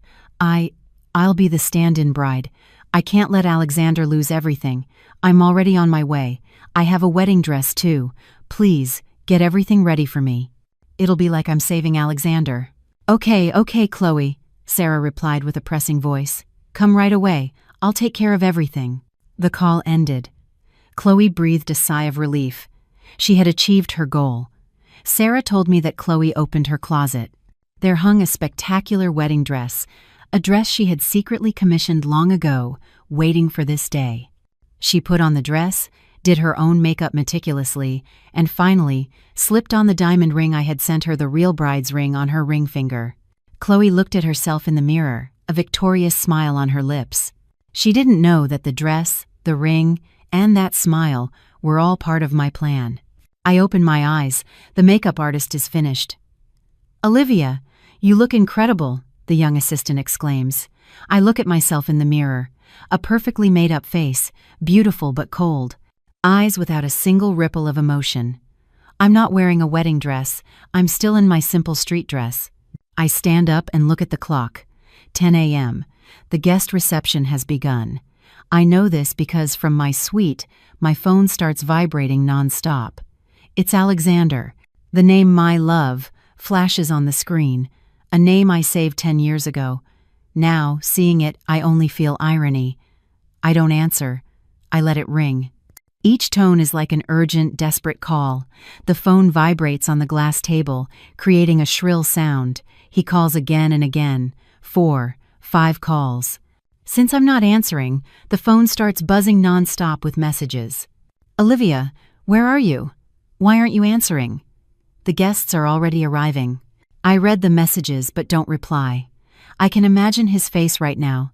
Confusion, worry, and maybe a little fear. Fear that his plan will fail. Another message arrives. "Are you mad about something? Answer me. Don't joke around, Olivia. Today is our big day. Our big day." I feel an immense bitterness. I pick up the phone, my fingers gliding over the keyboard. After 10 years together, I know him too well. He is an arrogant man. He needs reassurance that everything is still under control. I type a message with the same capricious tone of an angry bride. "I'm preparing the biggest surprise of your life. Don't look for me. I'll show up on my own. I guarantee you'll never forget it." I hit send. A few seconds later, the double blue checkmark appears. He has read it instantly, and instantly, his reply comes. I can feel the relief in every word. A surprise. "You almost gave me a heart attack. I have a surprise for you too. I love you. Hurry up. Everyone is waiting. I love you." 3 words. Even at this moment, he can type them so easily. He thinks I'm just mad about something trivial, that I'm still the lovesick fool who runs after him. He has no idea. The surprise I'm talking about is, in fact, a gift he will never forget for the rest of his life. I stare at the words "I love you" on the screen. This is the last time. I don't reply again. I calmly turn off the phone. Then I open the SIM card slot. The SIM card that has been with me for 10 years, that holds so many of our messages, so many of our calls. I take it between 2 fingers and snap it in half. I drop the 2 pieces into a glass of water on the table. They sink slowly to the bottom. All communication is officially severed. I am no longer Olivia, Alexander Thorne's fiancée. I am Olivia, a free woman. I pick up the burner phone I had prepared. A new phone, a new SIM card, with only one contact. My best friend, who is also at the wedding as a guest. It's 11 a.m. I'm not at the ceremony. I'm sitting in a posh cafe on the hotel rooftop, directly across from the wedding venue. From my secluded table, I can see the magnificent lobby below, where guests are pouring in, but I don't need to see it with my own eyes. On my burner phone, I open a secret live stream link. The screen lights up. It's the view from my friend's camera. She's seated in a discreet spot near the sound booth, exactly as we had planned. The ballroom is as splendid as I had designed it myself. Imported white flowers, my favorite, form grand arrangements that cover the stage, creating the feeling of a winter fairy tale garden. Dazzling crystal chandeliers, and 500 guests. I scan the screen, recognizing them. They are not our close friends. They are members of the corporation's board of directors, important business partners from all over, key shareholders who hold the deciding vote on Alexander's future. This is not a wedding, it's a display of power. The presentation of the heir. My friend's camera pans to the stage. There stands Alexander Thorne, elegant in a bespoke tuxedo, a happy and confident smile on his face. But I, who have been by his side for 10 years, recognize the tension in the way he constantly adjusts his bow tie. He keeps looking towards the main entrance where the bride should enter. Then he looks towards the front row. Catherine is sitting there in a burgundy mother of the groom dress, but her face is rigid. Her hands are clenched tightly on her designer purse. Mother and son are nervous, not because they are waiting for the bride, but for the moment the will takes effect. A famous MC takes the stage. His voice booms. A warm welcome to all our distinguished guests and partners who have come to celebrate the big day of the groom, Mr. Alexander Thorne, and the bride, Miss Olivia Hayes. Applause rings out. My friend sends me a text. He just asked if I had seen you. I told him you were preparing a big surprise. He smiled, satisfied. I smile. The MC continues. They have shared a 10-year journey of love, a modern-day fairy tale. And now, before we welcome our beautiful bride, we invite you to turn your attention to the giant LED screen behind me to watch a very special video that captures the most memorable moments of their love story. My friend's camera zooms in on Alexander's face. He takes a deep breath, puffs out his chest, adjusts his jacket. He puts on his most radiant smile, the one that once made me fall in love, ready to receive the congratulations and admiring glances of those 500 people. He looks up at the 100-foot screen behind him, waiting. The lights in the hall dim, leaving only a spotlight on the screen. A soft melody begins to play, the one I had chosen. I lift my teacup and take a deep breath. I send my friend a text. Start. I take a sip of chamomile tea. The taste is slightly bitter, but it helps me maintain a strange calm. On my phone screen, my friend's camera continues to transmit a clear feed. The lights in the hall are off. The soft melody resonates. Yes, it's the music I chose. The giant 100-foot LED screen behind Alexander lights up. The first images are a photo of us when we were 7, 2 kids with dirty faces in front of the school. Photos from our 10 years of dating follow. Adolescence in high school uniforms, naive college days, our first trips together after graduation. Through the screen, I see Alexander's smile, a smile of satisfaction and pride. He is immersed in his perfect script. He thinks this is the sweet surprise video I prepared. I see him glance at the front row, where important shareholders are nodding in approval. A fairy tale love story, perfect for solidifying the heir's position. Murmurs of admiration begin to spread. Such a rare love these days. The girl is beautiful and thoughtful. I smile. The main course is about to be served.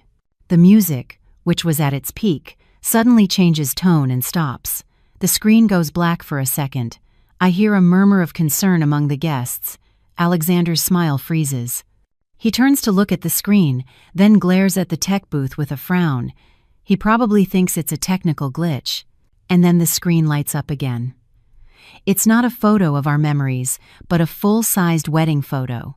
Alexander, in a black tuxedo, has his arm around the waist of another woman in a white wedding dress. The background is the dreamlike landscape of Napa Valley. The entire hall falls silent, immediately followed by an eruption of astonished whispers. Who is that?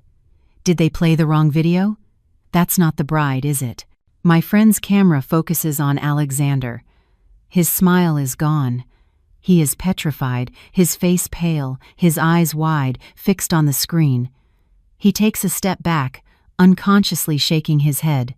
No, it's not a mistake, my dear, I murmur to myself. I see Catherine in the front row, half rising from her seat, her hands gripping the back of the chair in front of her. Her face has lost all color.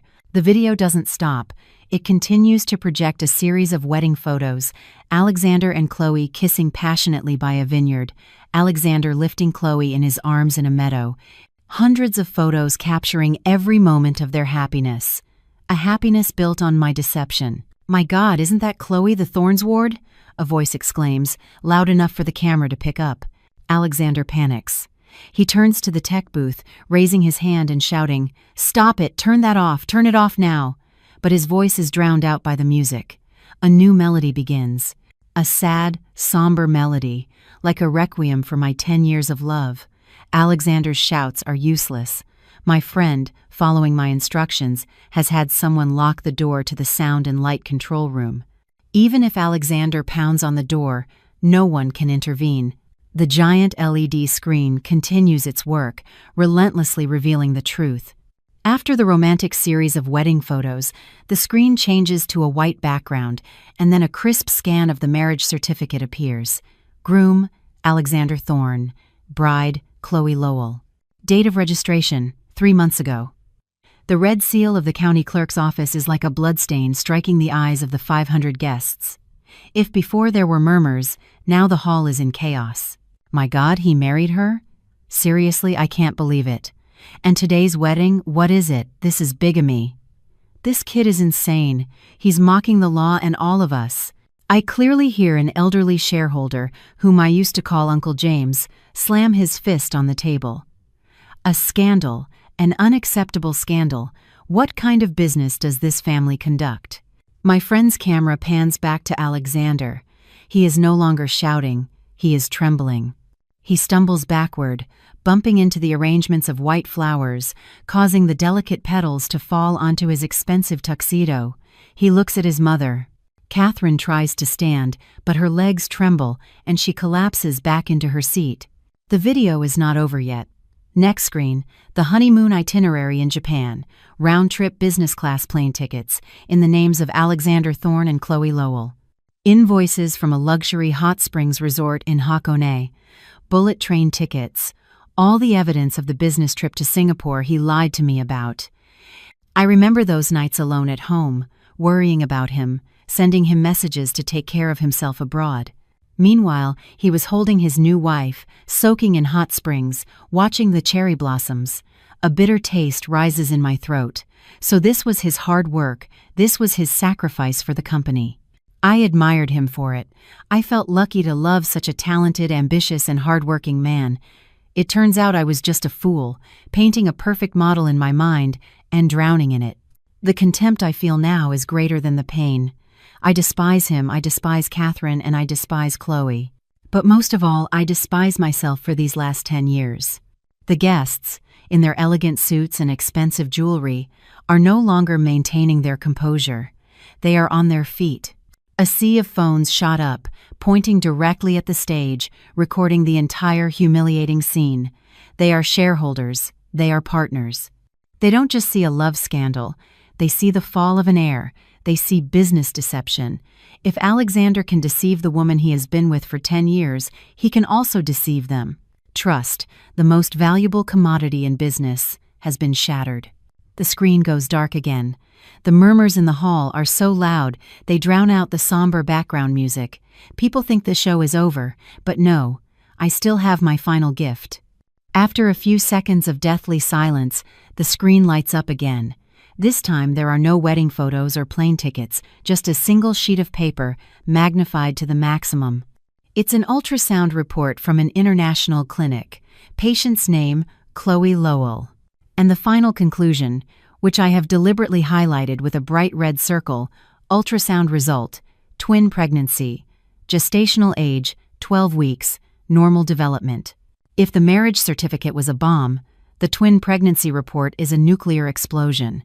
The 500 guests hold their breath in unison, a complete, heavy silence that I can feel through the live stream. Twins, not just one child, but twins. He already had heirs with another woman before marrying me. Through my friend's camera, I see Alexander. He is no longer trembling, he is just standing there, motionless. He stares at the words twin pregnancy on the screen. His face is drained of blood. I see Catherine. She has fainted. People around her are trying to revive her. And then, just as planned, the music stops completely. In that deadly silence, my voice resonates clear, calm, and amplified by the ballroom's expensive sound system. Congratulations, Alexander Thorne. My voice, the voice he has heard for 10 years, is now as cold as a blade. This gift, I pause. I hope you like it. As soon as I finish speaking, the giant LED screen turns off. Immediately, the hall erupts into absolute chaos. Shouts, insults, the noise of overturned chairs and tables. Everyone is on their feet. Phones held up, recording Alexander, recording the fainted Catherine, recording the shareholders pounding the tables with faces purple with rage. My friend sends me a text with trembling letters. Olivia, it's over. This is chaos. Catherine fainted. The shareholders are calling their lawyers. I watch the scene. I feel no satisfaction, no victory, only an infinite emptiness. My 10 years of youth have been buried with great pomp in the presence of 500 witnesses. Suddenly, my friend's camera shakes violently. It quickly pans to the main entrance of the ballroom. She screams in a voice message. "Oh my God, Olivia! Chloe, she really came. She's here in the wedding dress." At that very moment, in the eye of the hurricane, as Alexander stands like a broken statue on the stage and Catherine is being attended to, the main doors of the ballroom, the ones I was supposed to enter through, swing wide open. There stands Chloe, under an arch of white flowers, resplendent in an expensive strapless wedding gown, her hair in a high bun, perfectly made up, and on her ring finger shines the very same diamond ring I sent her. She arrives like a queen, ascending to the podium of glory. Through the live stream, I see Chloe take a deep breath. She doesn't see the chaos inside. She doesn't see the horrified faces of the guests. She only sees her man standing on the stage. She probably arrived just after the video ended. She hears the uproar and thinks it's because of my escape, just as she planned. She thinks this is her moment, the moment to come out and rescue Alexander from the scandal and claim her place. She received the ring. She received Sarah's confirmation over the phone. She is 100% sure that I am the loser. With the most radiant smile, the smile of a victor, Chloe begins to walk down the white petal-strewn aisle. 500 pairs of eyes, horrified by the bigamy scandal, now turn to her. Their gazes are not of admiration, but of curiosity, contempt, and even pity. "My God, it's her," someone exclaims. "The girl from the video, the pregnant one. The nerve to come here." The murmurs start again, louder than before. Chloe's smile begins to freeze. She realizes something is wrong. Why is everyone looking at her like that? Why is no one clapping? And why is Alexander, her man, looking at her with those eyes? It's not the look of relief of someone who has been saved. It is a look of hatred. The look of a cornered beast seeing the one who pushed it into the abyss. But Chloe is already halfway down the aisle. She can't turn back. She keeps trying to smile. Her voice trembles, but she forces herself to speak loudly. "Alexander, I'm here. I came." She still thinks I fled and she has come to take my place. Alexander looks at her, his legal wife, the mother of his twins, the person who has brought him to ruin. Chloe continues to walk onto the stage, extending her hand towards Alexander with a dramatic voice, as if from a soap opera. "Alexander, don't be afraid. I'm here. I am your true wife." She has barely finished speaking when the hall explodes. I remain motionless in the rooftop cafe. Through the phone screen, the scene in the ballroom resembles the worst kind of tragicomedy. Chloe's line, "I am your true wife," echoes shrilly through the speakers. It's like a lit match thrown into a powder keg named Alexander. I see him, the man I loved for 10 years, the one who had never raised his voice at me. Now his face is disfigured by rage, humiliation, the collapse of his inheritance plan, the shameful exposure in front of 500 people. It all builds up. And Chloe, his legal wife, the mother of his twins, chooses this precise moment to appear, like the final living proof, annihilating any hope of denial. He doesn't look at her with the eyes of a husband, but with those of an enemy. "Get out." I can't hear the word clearly due to the camera's distance, but I read his lips. A single word, spat between clenched teeth. Chloe is stunned.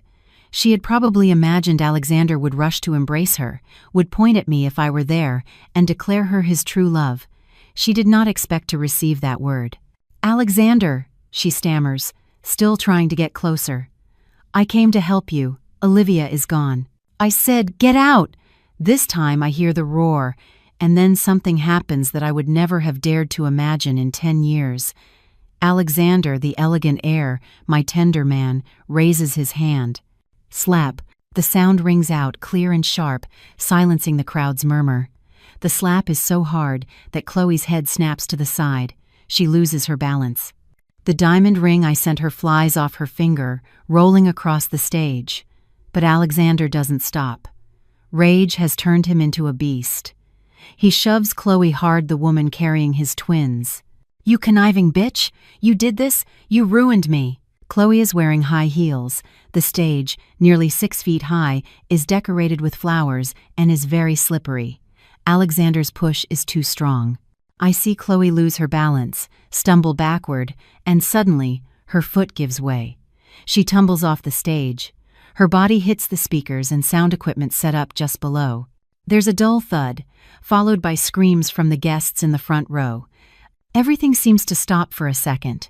Chloe lies motionless on the marble floor, her exquisite white wedding dress now rumpled and dirty. And then, under the white fabric, a trickle of red blood begins to spread, slow but unmistakable. Blood. She's bleeding. Call an ambulance, quick. She's pregnant. My God, he's killed her. The ballroom truly explodes. Screams, phone calls, camera flashes firing nonstop. They are no longer wedding guests.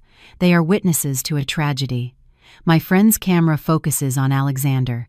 He stands on the stage, looking down at the pool of blood, looking at his legal wife and his unborn children. His face is empty of all emotion. I slowly turn off the live stream screen. The chaos of the hall, the screams, the image of the pool of blood, it all disappears as the phone screen goes dark. The space around me becomes strangely silent. The rooftop cafe continues with its soft jazz music. The wind brushes my hair. I sit for a little while longer, watching the street below. The traffic flows normally. The city keeps running. It doesn't stop for anyone's tragedy, and I, too, must go on with my life. I call the waiter and pay for the now cold chamomile tea. I pick up my small carry-on suitcase and step into the elevator. No one recognizes me. The woman in a simple dress and sunglasses is actually the bride of the disastrous wedding taking place in the building next door. I had booked a car in advance. A sleek black car is waiting for me at the hotel's back exit. I get in. The car blends silently into the traffic. The driver takes me to JFK Airport. I had bought the ticket a week ago with my passport, using a different bank account that Alexander knew nothing about. I checked in online. It took only a few minutes to get through security. I enter the VIP lounge. Here, everything is calm. Whispered conversations, the rustle of magazine pages, the soft clinking of cups. An absolute contrast to the scene I just witnessed.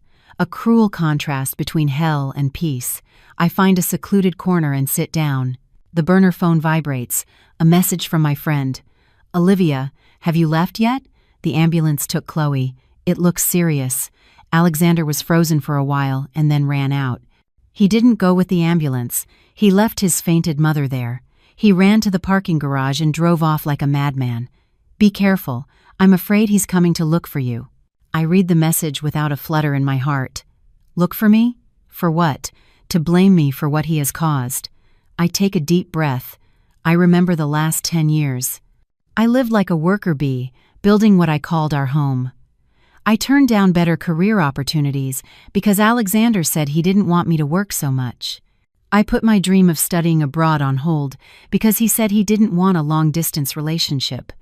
I sacrificed. I endured. I trusted blindly. I thought a childhood love was the most enduring. It turns out it's also the most fragile because it's built on habit, not respect. The large screen in the departure lounge announces that my flight to Paris is about to board. The 12:30 p.m. flight. I stand up and grab my suitcase. I don't look back. I walk towards the gate. where a new life awaits me. 10 years of youth, 10 years of love and deceit. I give myself permission to leave it all behind in this city.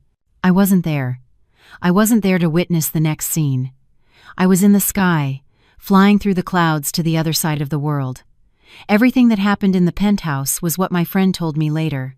She said that Alexander drove like a maniac. He left Chloe at the hospital, his fainted mother at the ceremony, the 500 guests, and the disastrous mess of his family. He had only one thought: to find me. Perhaps he thought I was at home crying, packing my bags, waiting for him to confront me, to scream at him.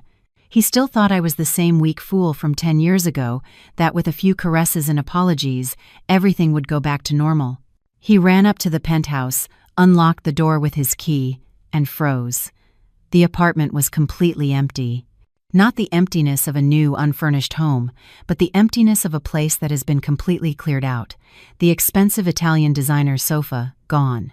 The 100-inch curved television, gone. The walnut dining table, gone. All my designer clothes in the walk-in closet, gone. The photos of our memories hanging in the hallway, gone. Even in the bathroom, my pink toothbrush, the half-used tube of toothpaste, my favorite shower gel, all gone. The enormous apartment only echoed with the sound of his own ragged breathing. Not a trace of me remained, as if I had never existed in that place. My friend told me that Alexander couldn't believe his eyes. He ran from room to room. The living room, the bedroom, the study all empty. Only his own solitary, out-of-place furniture remained. It was then that he saw a small note stuck to the refrigerator. It was an invoice from a luxury moving and storage company. Date of service, 3 days ago. At that moment, he realized, this wasn't a fit of anger, not a rash decision after discovering the secret last night. This was a plan. A meticulously prepared plan. He roared a roar, not of anger, but of fear. For the first time in his life, the man who always believed he had everything under control realized he had been played from the beginning. He realized I knew, had known for a long time. My silence over the past few days, my smile that morning, the heart-shaped breakfast, the goodbye in the elevator, it was all part of the play. He thought he was the director, but it turned out he was just an actor in my show. My friend told me that after realizing the harsh reality, Alexander lost his composure. He began to tear the house apart, hoping to find something, anything, a letter, a note, a trace of me. He opened every drawer, lifted every mattress, looked in every corner, but there was nothing. I had cleaned everything too well. I hired an industrial cleaning service. They had scrubbed the apartment to the point where not even my familiar perfume lingered, only the cold smell of disinfectant. He collapsed in the middle of the empty living room, screaming my name desperately. And then he saw it. On the glass coffee table, where just a few hours earlier he had watched me tenderly as I ate my last breakfast, one thing remained. A photo. Not a wedding photo or one from a luxury trip. It was our first photo together. A picture taken in Charleston 10 years ago, when we were just 19 or 20 zero-year-old students. In the photo, I was smiling brightly, my eyes squinting in the sunset, and he had his arm around my shoulders with a naive, proud smile. That photo was once my treasure, the proof of a pure love. But now, the photo was torn in half. Not a clean cut with scissors, but a jagged, violent manual tear, as if the person who tore it had used all their strength. The half, with my image, was gone. The other half remained on the table.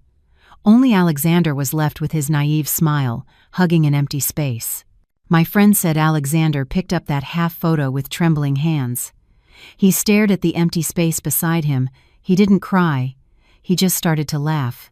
A crazed, hoarse laugh that echoed through the empty apartment. He understood. I hadn't just left, hadn't just abandoned him. I had erased him from 10 years of my life. I had torn up the past. The half that belonged to me, I took with me. The half that belonged to him, I returned. I gave him back his falsehood, his emptiness, and a future where I would never be. Alexander clenched the half photo so tightly his knuckles turned white, and then he buried his face on the table. His broad shoulders, the shoulders I once thought were my world, began to shake violently. As Alexander fell apart next to the torn photo, I was thousands of miles away on a flight of over 10 hours. I huddled under the thin business class blanket, trying to sleep, but I couldn't. The image of Chloe falling, the pool of blood on the marble floor, haunted me. I felt no satisfaction, only fear. Fear of Alexander's madness, and fear of the cruelty of my own plan. Everything that happened after my departure was what my friend told me. After I settled in Paris, she said that Alexander didn't stay broken in the empty apartment for long. As he was drowning in his despair, he received 2 phone calls. 2 calls that officially closed all the doors to his life. The first was from the hospital. An emergency room nurse informed him in a cold voice, "Are you a relative of the patient Chloe Lowell? The patient has suffered severe trauma from a fall. We did everything we could, but we were unable to save the pregnancy. Both fetuses have been lost. The patient has also lost a lot of blood and is in critical condition. Please come to handle the paperwork immediately." My friend said Alexander just listened, his hand trembling. He didn't say a word, just hung up. The twins, the weapon he had used to deceive me and that Chloe had used to tie him down, were no more. He had just lost his children because of his own cruel push. But the tragedy didn't end there. He had barely processed the news when the phone rang again. This time it was an unknown but formal number.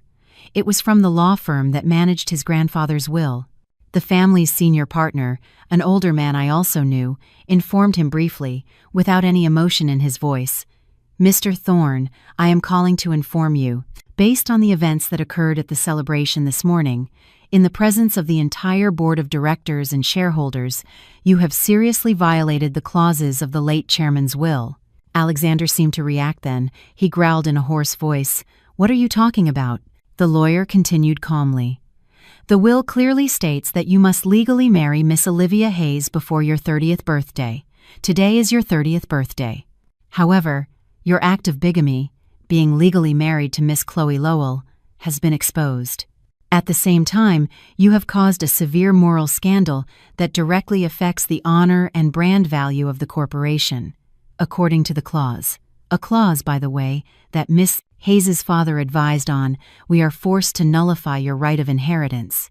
"Nullify?" Alexander screamed. "That is correct, sir. As of this moment, your entire controlling stake in the corporation will be transferred to a charitable trust, as was the late chairman's wish. You are no longer the majority shareholder.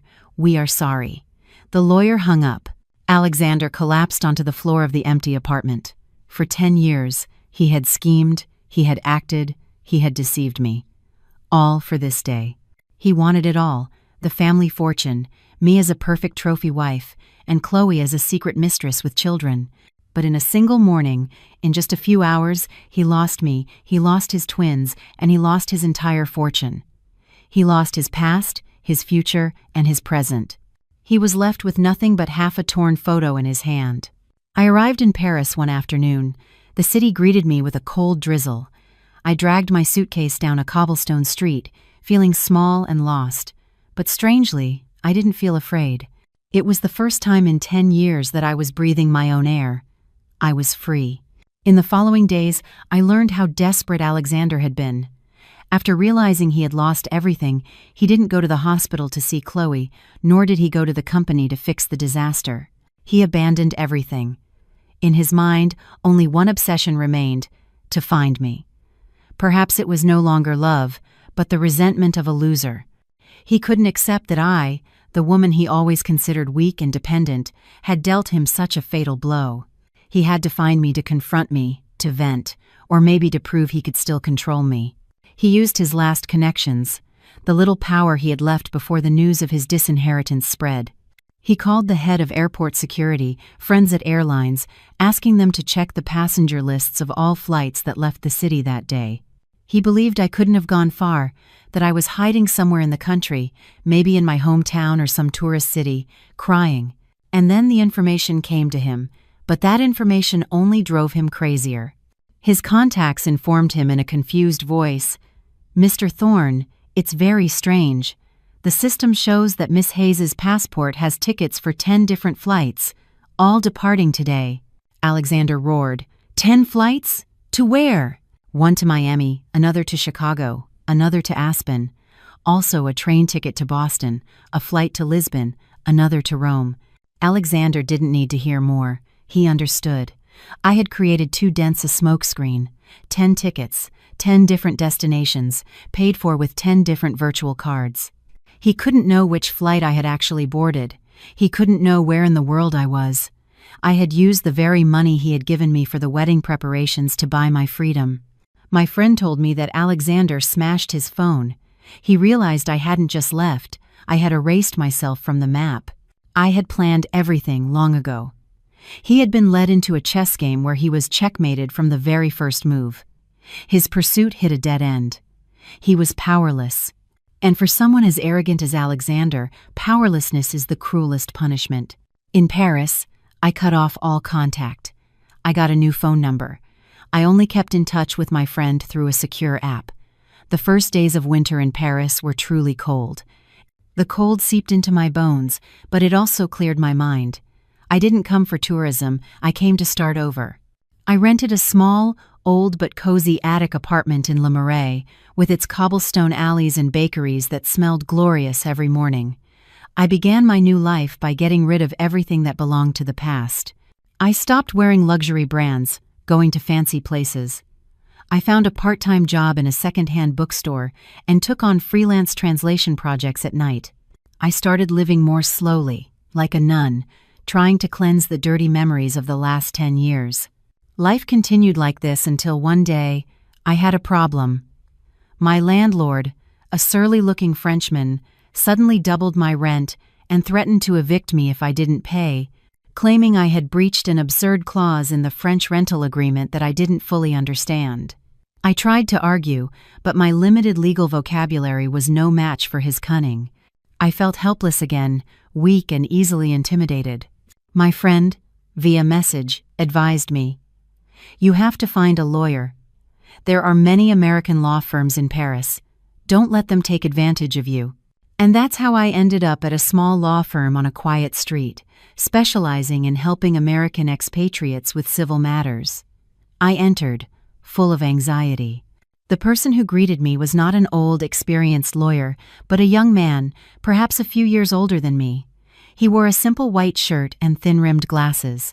He had an intellectual look, but his gaze was incredibly sharp. He looked at me and smiled kindly. "Hi, I'm Jacob. Please, have a seat. Tell me what's wrong." His voice was warm and deep, and his English was perfect. I explained my problem. I gave him the contract filled with French jargon. He read it quickly and then looked up, meeting my eyes directly.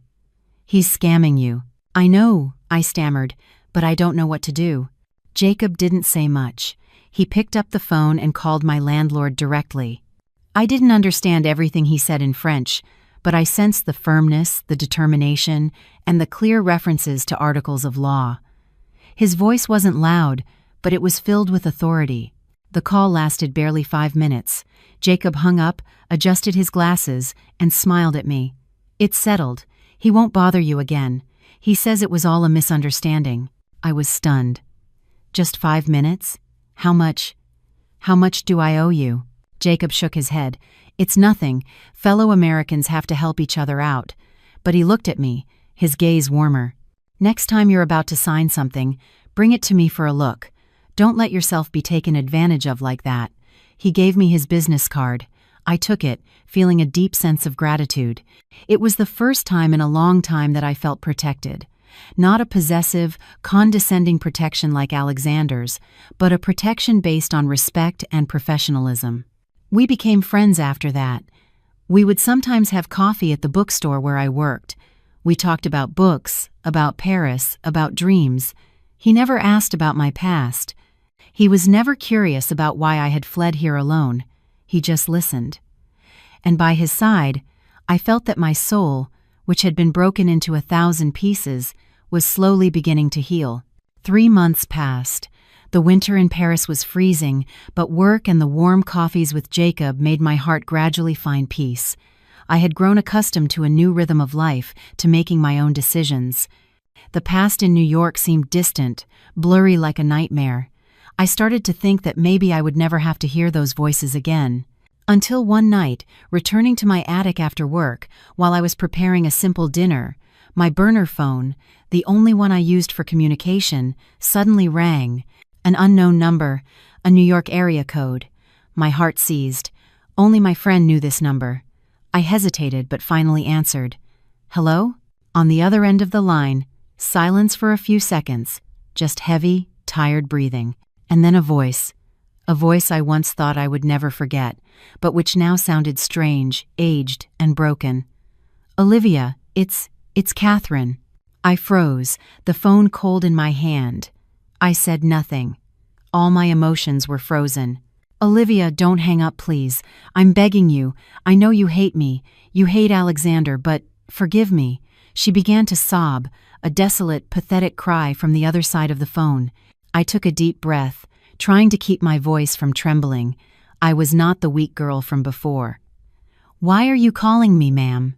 I had called her Mom for 10 years, but the word ma'am that left my lips at that moment was light, yet sharp as a knife. Catherine seemed to stop at that address. Then she wailed, her crying growing louder. "Olivia, come back, please. Come back and save Alexander. He's dying." I frowned. What new trick was this? "I don't understand what you're saying." Ever since everything happened," Catherine sobbed. "He lost everything. The shares, the company. He locked himself in his room. He doesn't eat, he doesn't drink, only alcohol. Olivia, he's destroying himself. The doctor says he has severe depression, and yesterday," she took a ragged breath and said between sobs, "yesterday they found him in the bathroom. He tried to do something crazy. They rushed him to the ER.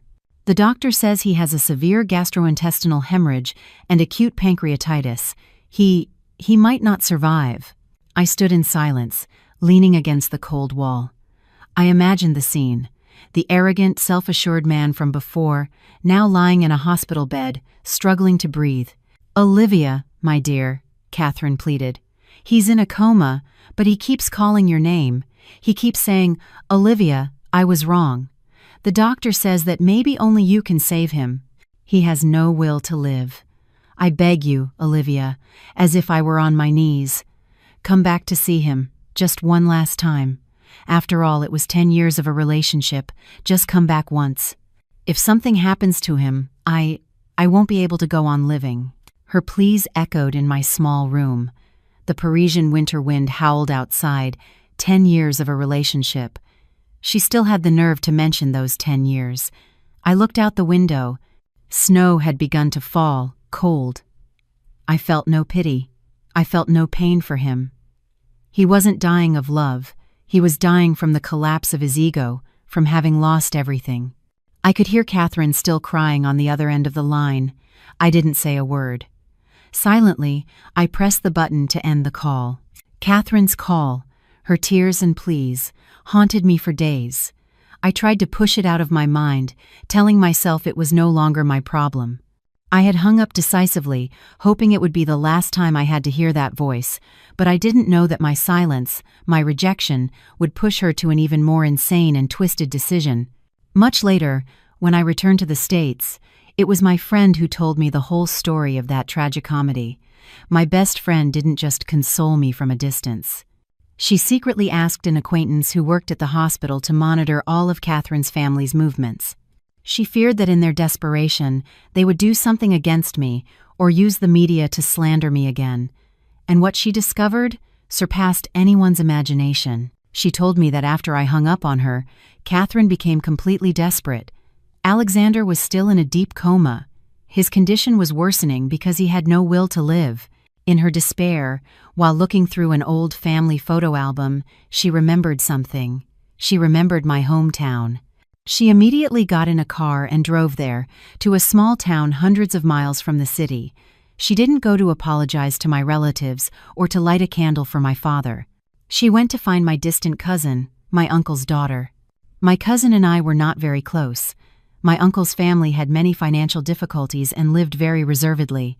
But most importantly, she resembled me by about 60 or 70%, especially in the eyes. With makeup and seen from a distance in dim light, it was easy to mistake her for me. Catherine arrived at my uncle's house, a humble one-story house in a narrow alley, looking haggard like someone who had lost everything, but still unable to hide the air of someone who had lived in luxury. She got straight to the point. She placed a check on the worn wooden table. $50,000. My friend said that was her offer. I need your daughter to help me with something. She just has to pretend to be Olivia, go to the hospital, and say a few encouraging words to Alexander.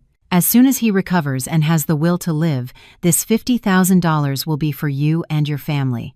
My friend told me that my uncle's family was very poor. My aunt and uncle had worked hard their whole lives. My cousin had only finished high school and had stayed home to help her parents. They had never seen so much money together. $50,000 was a figure they wouldn't dare to imagine, even in their wildest dreams. They looked at each other with a mixture of fear and temptation in their eyes.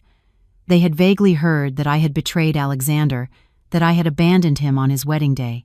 They thought maybe I had been wrong and this was their chance to amend my mistake and, in the process, help their own family. My cousin hesitated a little. She was scared, but Catherine knelt down and burst into tears, begging, "I beg you, child, save my son. If he dies, I won't want to live either. You just have to say, 'Honey, cheer up, I've come back to you.' Just that. You'll be saving a life." Finally, faced with the enormous sum of money and Catherine's desperate pleas, my cousin nodded. Catherine, relieved, immediately gave her a large amount of cash to buy clothes. She took her to the city, to a hair salon, and had her hair styled with soft waves, identical to mine. She even hired the same makeup artist who had done my makeup on my wedding day, asking him to make my cousin look as much like me as possible. When my friend told me this, I felt a chill. That mother, for her own stubbornness, was capable of resorting to any trick. She didn't care if it was right or wrong, if she was humiliating my cousin or offending me. She just wanted her son to wake up. She had turned my pain and betrayal into a role and hired a stranger to play it. That afternoon, they took my cousin to the hospital. She was wearing a beige knit dress that I used to wear often, and in her trembling hands, she held a fruit basket. She nervously and fearfully entered the VIP room where Alexander was in a coma, surrounded by countless machines. I asked my friend how my cousin felt at that moment. She told me, according to what a nurse on duty whom she had bribed told her, that my cousin was so scared her face was as white as a sheet. She was a simple country girl who had never experienced a situation like this. She tiptoed into the room. The strong smell of disinfectant mixed with the lingering scent of alcohol created a suffocating atmosphere. On the white bed, Alexander was gaunt, his face ashen, his eyes closed. He was very different from the handsome, elegant man my cousin had seen in my photos. Catherine, who was beside him, upon seeing my cousin, hastily gestured with an urgent look. My cousin, trembling, stood by the bed and said in a voice that still had the strong accent of her hometown, completely different from mine, "Alexander, it's me, Olivia." Her voice was timid and scared, but Alexander, in his delirium, didn't seem to notice. He had been on the verge of death for too long. He only heard a voice and the name, Olivia. Slowly, he opened his eyes, his clouded, lifeless gaze fixed on my cousin, and then a faint glimmer of light appeared in his eyes. Perhaps my cousin's image, which already resembled me through the veil of delirium, fever, and sedatives, had truly transformed into mine. "Olivia," he whispered in a hoarse voice. You came back. Really?" He made an effort to stretch out his thin arm, full of IV lines, and grabbed my cousin's hand. His hand was burning. "Olivia, I was wrong. Don't leave again." Catherine, seeing this, clasped her hands, so happy that tears welled up in her eyes. She quickly pushed my cousin to sit down and motioned for her to keep talking. My cousin, pressured by Catherine, stammered again. She was too scared. She had forgotten the entire script Catherine had prepared for her. She could only speak from instinct. "No, I won't leave. Cheer up. You have to get better." It was that second sentence, that trembling, strange voice, that pulled Alexander out of his delirium. The glimmer of light in his eyes vanished. He squinted, staring intently at my cousin. The fog cleared, replaced by a terrifying lucidity. He stared at the face, trying to smile at him. He realized those were not my eyes, that was not my smile. "Who are you?" he growled, weak but menacing. My cousin flinched and pulled her hand back. I'm Olivia. Don't you recognize me?" "No!" Alexander roared suddenly. A surge of anger gave him the strength to sit up and rip the IV from his arm. Blood splattered on my cousin's clothes. "You're not her. You're not Olivia." He swung his arm, knocking the tray of medicine off the bedside table. The metal clattered against the floor. Get out! Get out of here!" He grabbed the flower vase from the table and threw it at her. She screamed and managed to dodge it. The vase shattered. Catherine ran to hug her son. "Alexander, what are you doing? It's Olivia. She really came back." "You're lying to me too." Alexander turned. His bloodshot eyes glared at his mother. "You all lie to me. Do you think I'm that stupid? Get out. All of you, get out." He screamed like a wounded beast, smashing everything within reach. The wound on his arm opened and blood began to gush out. Nurses and doctors, alerted by the noise, rushed in. It took 4 or 5 men to hold him down and administer a strong sedative. My cousin, terrified, fainted and was carried out by the nurses. When she woke up, crying, she demanded to go back to her hometown immediately. She no longer wanted the $50,000. Catherine's impersonation plan had not only failed spectacularly, but had nearly cost Alexander his life from the agitation. I listened to my friend's account with a sense of coldness. I felt no pity for Alexander. I only saw a person who, consumed by falsehood, would ultimately be destroyed by that same falsehood. The fact that I hung up on Catherine and the disastrous failure of the impersonation plan seemed to push her to the edge. She knew I was her only hope and began a campaign of psychological terrorism against me. She no longer called me because she knew I wouldn't answer. She used unknown numbers to send me voice messages through apps. At first, they were cries and pleas, detailing Alexander's critical condition, appealing to our 10 years of a relationship. When I didn't respond, the messages turned into insults and curses. "You are a heartless monster, a viper. If Alexander dies, it will be your fault. If you don't come back, you will regret it for the rest of your life. You will never be able to live in peace." Worse still, she started sending me photos. Photos of Alexander in the ICU, gaunt, pale, surrounded by tubes. Photos of the injuries he had inflicted on himself in his fits of madness. These images didn't soften me, they only made me sick. She was using her own son's fragile life as a weapon to hold me, to torment me. I started having insomnia. At night, in the bookstore, I could no longer concentrate on translations. The slightest sound of a message notification made me jump. I became irritable, tired. And Jacob noticed. He wasn't the type of person to press with questions. He simply stood by my side in silence. He would make me a cup of hot tea when he saw I was tired, or just sit with me in silence. One night, after another jolt from a horrible photo, I couldn't take it anymore. I buried my face on the table, my shoulders shaking. I told him everything. The 10 years of dating, the night before the wedding, the will, the twin pregnancy, and the daily harassment. Jacob listened without judgment, just remaining silent until I finished, until I looked up. With red-rimmed eyes, he looked at me with a firm, warm gaze. "Olivia, running away is not the solution." I looked up, my voice hoarse. "Then what do? I don't want to go back." "You're letting them control your emotions," Jacob said, his voice deep and clear. "Even from halfway across the world, they are manipulating you with guilt and fear.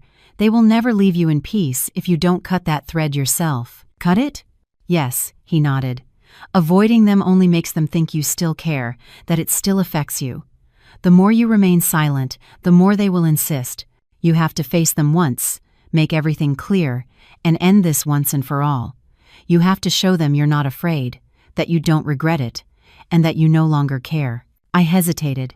To return to that place, to face that person, the mother who once loved me but also deceived me mercilessly. I wasn't sure I had the courage. As if reading my thoughts, Jacob gently placed his hand on mine. His hand was warm. "You don't have to go alone." He looked at me and smiled. "I'll go back to the States with you." I was stunned. "Jacob, but what about your work here?" "I can work remotely," he smiled. "Besides, The home office branch needs me to resolve some pending matters. I can't let the woman I love face the storm alone. The woman I love. His words made my heart, which had turned cold as Parisian ice, suddenly feel warm. He was right. I couldn't run forever. I had to go back. Not for Alexander, not for Catherine, but for myself. I needed a clear ending so I could truly start a new life with this man. Okay, I agreed firmly. I'll go back. A flight of over 10 hours brought me back to the city I thought I would never set foot in again. 3 months is not a long time, but it's enough for everything to seem strange. Or maybe it was my heart that had changed. The air was still humid and suffocating, very different from the sharp cold of Paris. Jacob dragged his suitcase beside me. His calm and solidity gave me strength. Me, who was preparing for a battle. We went to the hotel. I used a completely new phone number to call Catherine. On the other end, she answered instantly, as if she had been waiting for this call for the past 3 months. "Hello, who is this?" "It's me, Olivia," I said calmly. She held her breath and then shouted, her voice distorted with joy. "Olivia, you're back. Where are you? Come to the hospital right now." "Alexander." "I'm not going to the hospital," I interrupted coldly.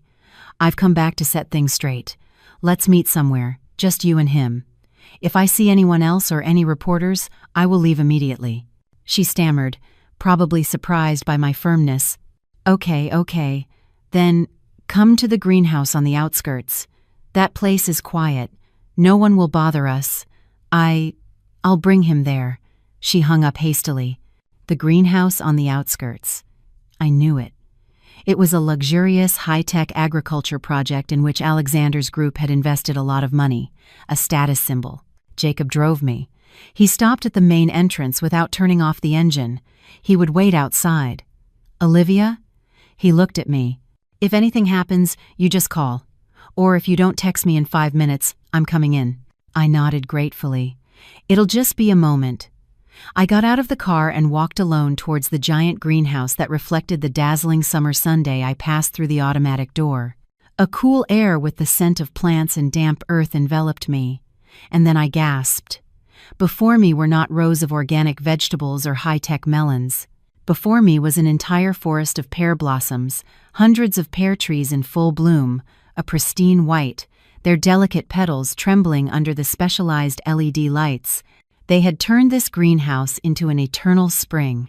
I stopped on the white gravel path, surrounded by a surreal beauty, an artificial beauty, forced with technology and money. I felt a bitter laugh rise inside me. Pear blossoms, my favorite, the same flowers that witnessed his declaration of love 10 years ago. Until the very end, he still thought love could be staged with money. He thought that by recreating a romantic scene, showing off a wealth that was perhaps no longer his, he could move me. I heard light footsteps. From behind an ancient, meticulously pruned pear tree, Alexander appeared. If Catherine hadn't warned me, I might not have recognized him. 3 months. Only 3 months.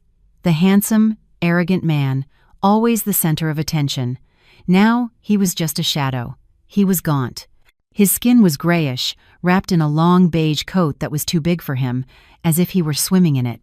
His eyes were sunken, lifeless, filled with red veins.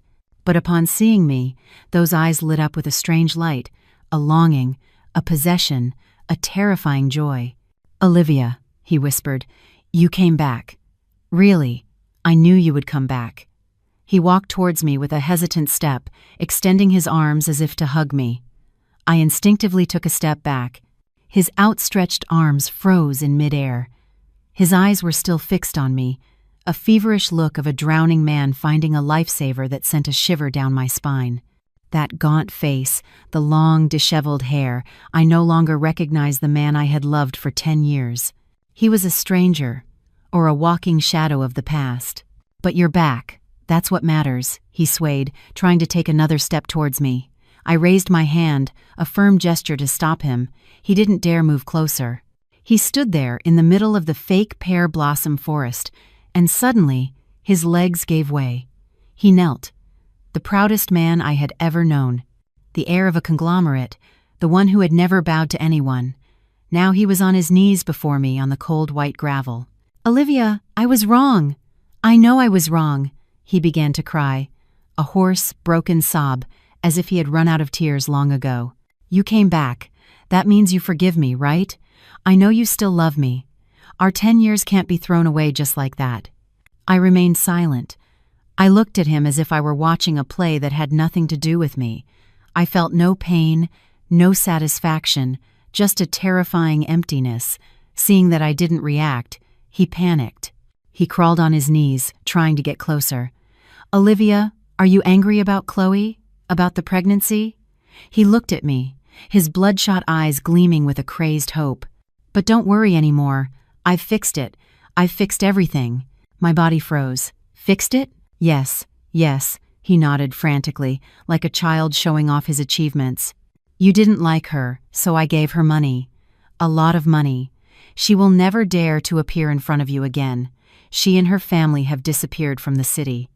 He looked at me, expecting praise. I took a deep breath, the cold air of the greenhouse filling my lungs. And the pregnancy doesn't exist anymore either, he said, with a lightness as if he were talking about something trivial. The fall, that day, it was lost. Everything was lost. Olivia, there's nothing separating us anymore. My ears were ringing. He was talking about his legal wife and his twins. He used the word fixed as if he were getting rid of a broken object, a pile of trash. He believed that just by snapping his fingers, with all the obstacles gone, I would happily agree to come back. You see? He tried to smile, a twisted smile on his gaunt face.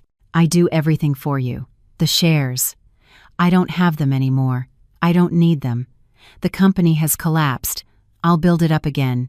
I just need you, Olivia. Come back with me, please. We'll start over right here, in this pear garden, I promise you. I looked at him. A feeling of supreme disgust washed over me. It was worse than the feeling of betrayal. He was not human. He was an egocentric monster. My gaze must have been so cold that his smile faded. I shook my head, my voice terribly calm. Alexander, you still don't understand. I do understand, he stammered. No, you don't understand, I interrupted. You're here, on your knees, crying. You've set up this whole garden. It's not because you're sorry. It's because you have regrets. I'm not regretting, I'm sorry, he shouted weakly. You regret being found out, I said slowly, word by word. You don't regret betraying me. If I hadn't found that folder that night, if my plan had failed, right now you would be the chairman of the group, and I would be the puppet chairman's wife, while you happily enjoyed your other family, wouldn't you? He was stunned. My words were like a dagger to his heart. He couldn't deny it. I continued in the same monotonous voice. You got rid of Chloe not because you loved me, but because she was an obstacle, the proof of your failure. Do you think I'm the last asset you have left? The lifesaver you cling to prove you haven't lost everything? But I'm not. No, it's not like that, he stammered, panicking. I turned away. I didn't want to see that face for another second. I came back not to hear your apologies, but to tell you that this is really over. Seeing me turn away, Alexander's desperation turned into madness. He jumped up. His gaunt body suddenly had incredible strength. He lunged at me and grabbed my wrist, squeezing it like a vice. No, you're not leaving, you're mine. I won't let you leave. I've lost everything. I can't lose you too. I tried to pull away, but it was useless. Madness had made him lose his reason. He dragged me towards him. Let her go. A deep, calm voice suddenly sounded from the greenhouse entrance. Alexander's hand stopped. He turned sharply. There stood Jacob. I don't know since when. He was still in his simple white shirt and dress pants, with his elegant and serene look. His presence in this chaotic scene was like a completely different painting. He was the polar opposite of the gaunt, disheveled Alexander in his enormous coat. And who are you? Alexander roared, but there was already bewilderment in his voice. Jacob was unfazed. He approached, his gaze calm but imposing. Gently but firmly, he pried Alexander's fingers off my wrist one by one. I would appreciate it if you let her go. When my hand was free, Jacob placed me behind him, protecting me. He looked directly into Alexander's eyes with the same polite voice. Hello, I'm Jacob. I'm Olivia's boyfriend. Boyfriend. Those 2 words were like the final hammer blow that shattered Alexander's last hopes. He looked at me, then at Jacob. He took a step back, then another. Boyfriend? No, it can't be. He shook his head, as if he didn't believe what he was hearing. He looked at me, his gaze shifting from madness to utter despair. He clutched his chest, and a violent coughing fit racked his body. He coughed so hard he doubled over, and then he spat out a mouthful of blood. The dark red blood splattered on the white petals covering the ground at his feet. He collapsed, his eyes still open, staring at me before losing consciousness. The image of Alexander falling, coughing up blood happened right in front of me. A part of me, perhaps the instinct of a 10-year relationship, wanted to run to him, but Jacob stopped me. Don't go. Our work here is done. He was right. I was not a doctor, and I was no longer anything to him. Jacob took off his jacket and put it over my shoulders, covering the tremors I was trying to suppress. He took my hand, a firm hand, and helped me walk. We passed by Alexander's convulsing body without looking back. His weak groans could be heard behind us, mixed with the soft music that still played automatically in the greenhouse.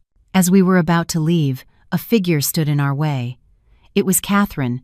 She was no longer crying or begging like on the phone. Now her face, which had aged 10 years and 3 months, was disfigured by rage. She had just seen her son fall. "Stop!" she screamed in a shrill voice. "You are a demon. Are you happy now? Do you see what you've done to him? If something happens to him, you'll be glad. You are so cruel, Olivia." She raised her hand, a thin, wrinkled hand, to slap me. But Jacob stopped the slap in midair. His hand gripped Catherine's wrist, holding it firmly. "Ma'am, please, have some respect." Jacob's voice was still calm, but cold as steel. She tried to break free, but couldn't. She turned to me, continuing her curses. "You brought your lover here to humiliate him?" I gestured for Jacob to let her go. I took a step forward, facing Catherine, facing the woman I once called mother. "You say he's like this because of me?" I asked, my voice equally icy. "Of course he is," she screamed. "You abandoned him, and now you come back to torture him." I looked her straight in the eye. Those eyes that once looked at me with love now only reflected hatred and stubbornness. "It's his own fault," I said clearly, "and yours, ma'am." "What? What are you saying?" She was stunned. "He is a traitor, and you," I growled. "You are his accomplice. You knew everything. You knew your son was a bigamist. You knew he had a child with Chloe. But you still came to the hotel to see me, put the family bracelet on me, and made me promise to trust him. Why did you do it?" I stepped closer, lowering my voice. "For our love? No. For the will, for the immense fortune. You were afraid I would cancel the wedding and your son would lose everything." Catherine's face turned white as wax. She stepped back. I had hit the nail on the head. "You covered up his deceit," I continued. "You used me as a tool for your son to get the inheritance. You even had the cruelty to find someone to impersonate me, a cheap farce. You never truly considered me your daughter. Him being like this is his punishment. And you, seeing your son like this today, that is the price you pay for your cover-up and your greed. I have nothing more to say." I took Jacob's hand. "Let's go." "Stop. Come back here." We left, leaving behind Catherine's hysterical screams, Alexander's groans from the pear garden, and a 10-year past of lies. As Jacob and I got into the car, I sent a single message to my friend. "Call an ambulance to the greenhouse on the outskirts. Alexander Thorne." The car started, taking me far away from that place forever. Years later, Paris greets winter with light, white snowflakes. Jacob and I are married. We have a quiet life.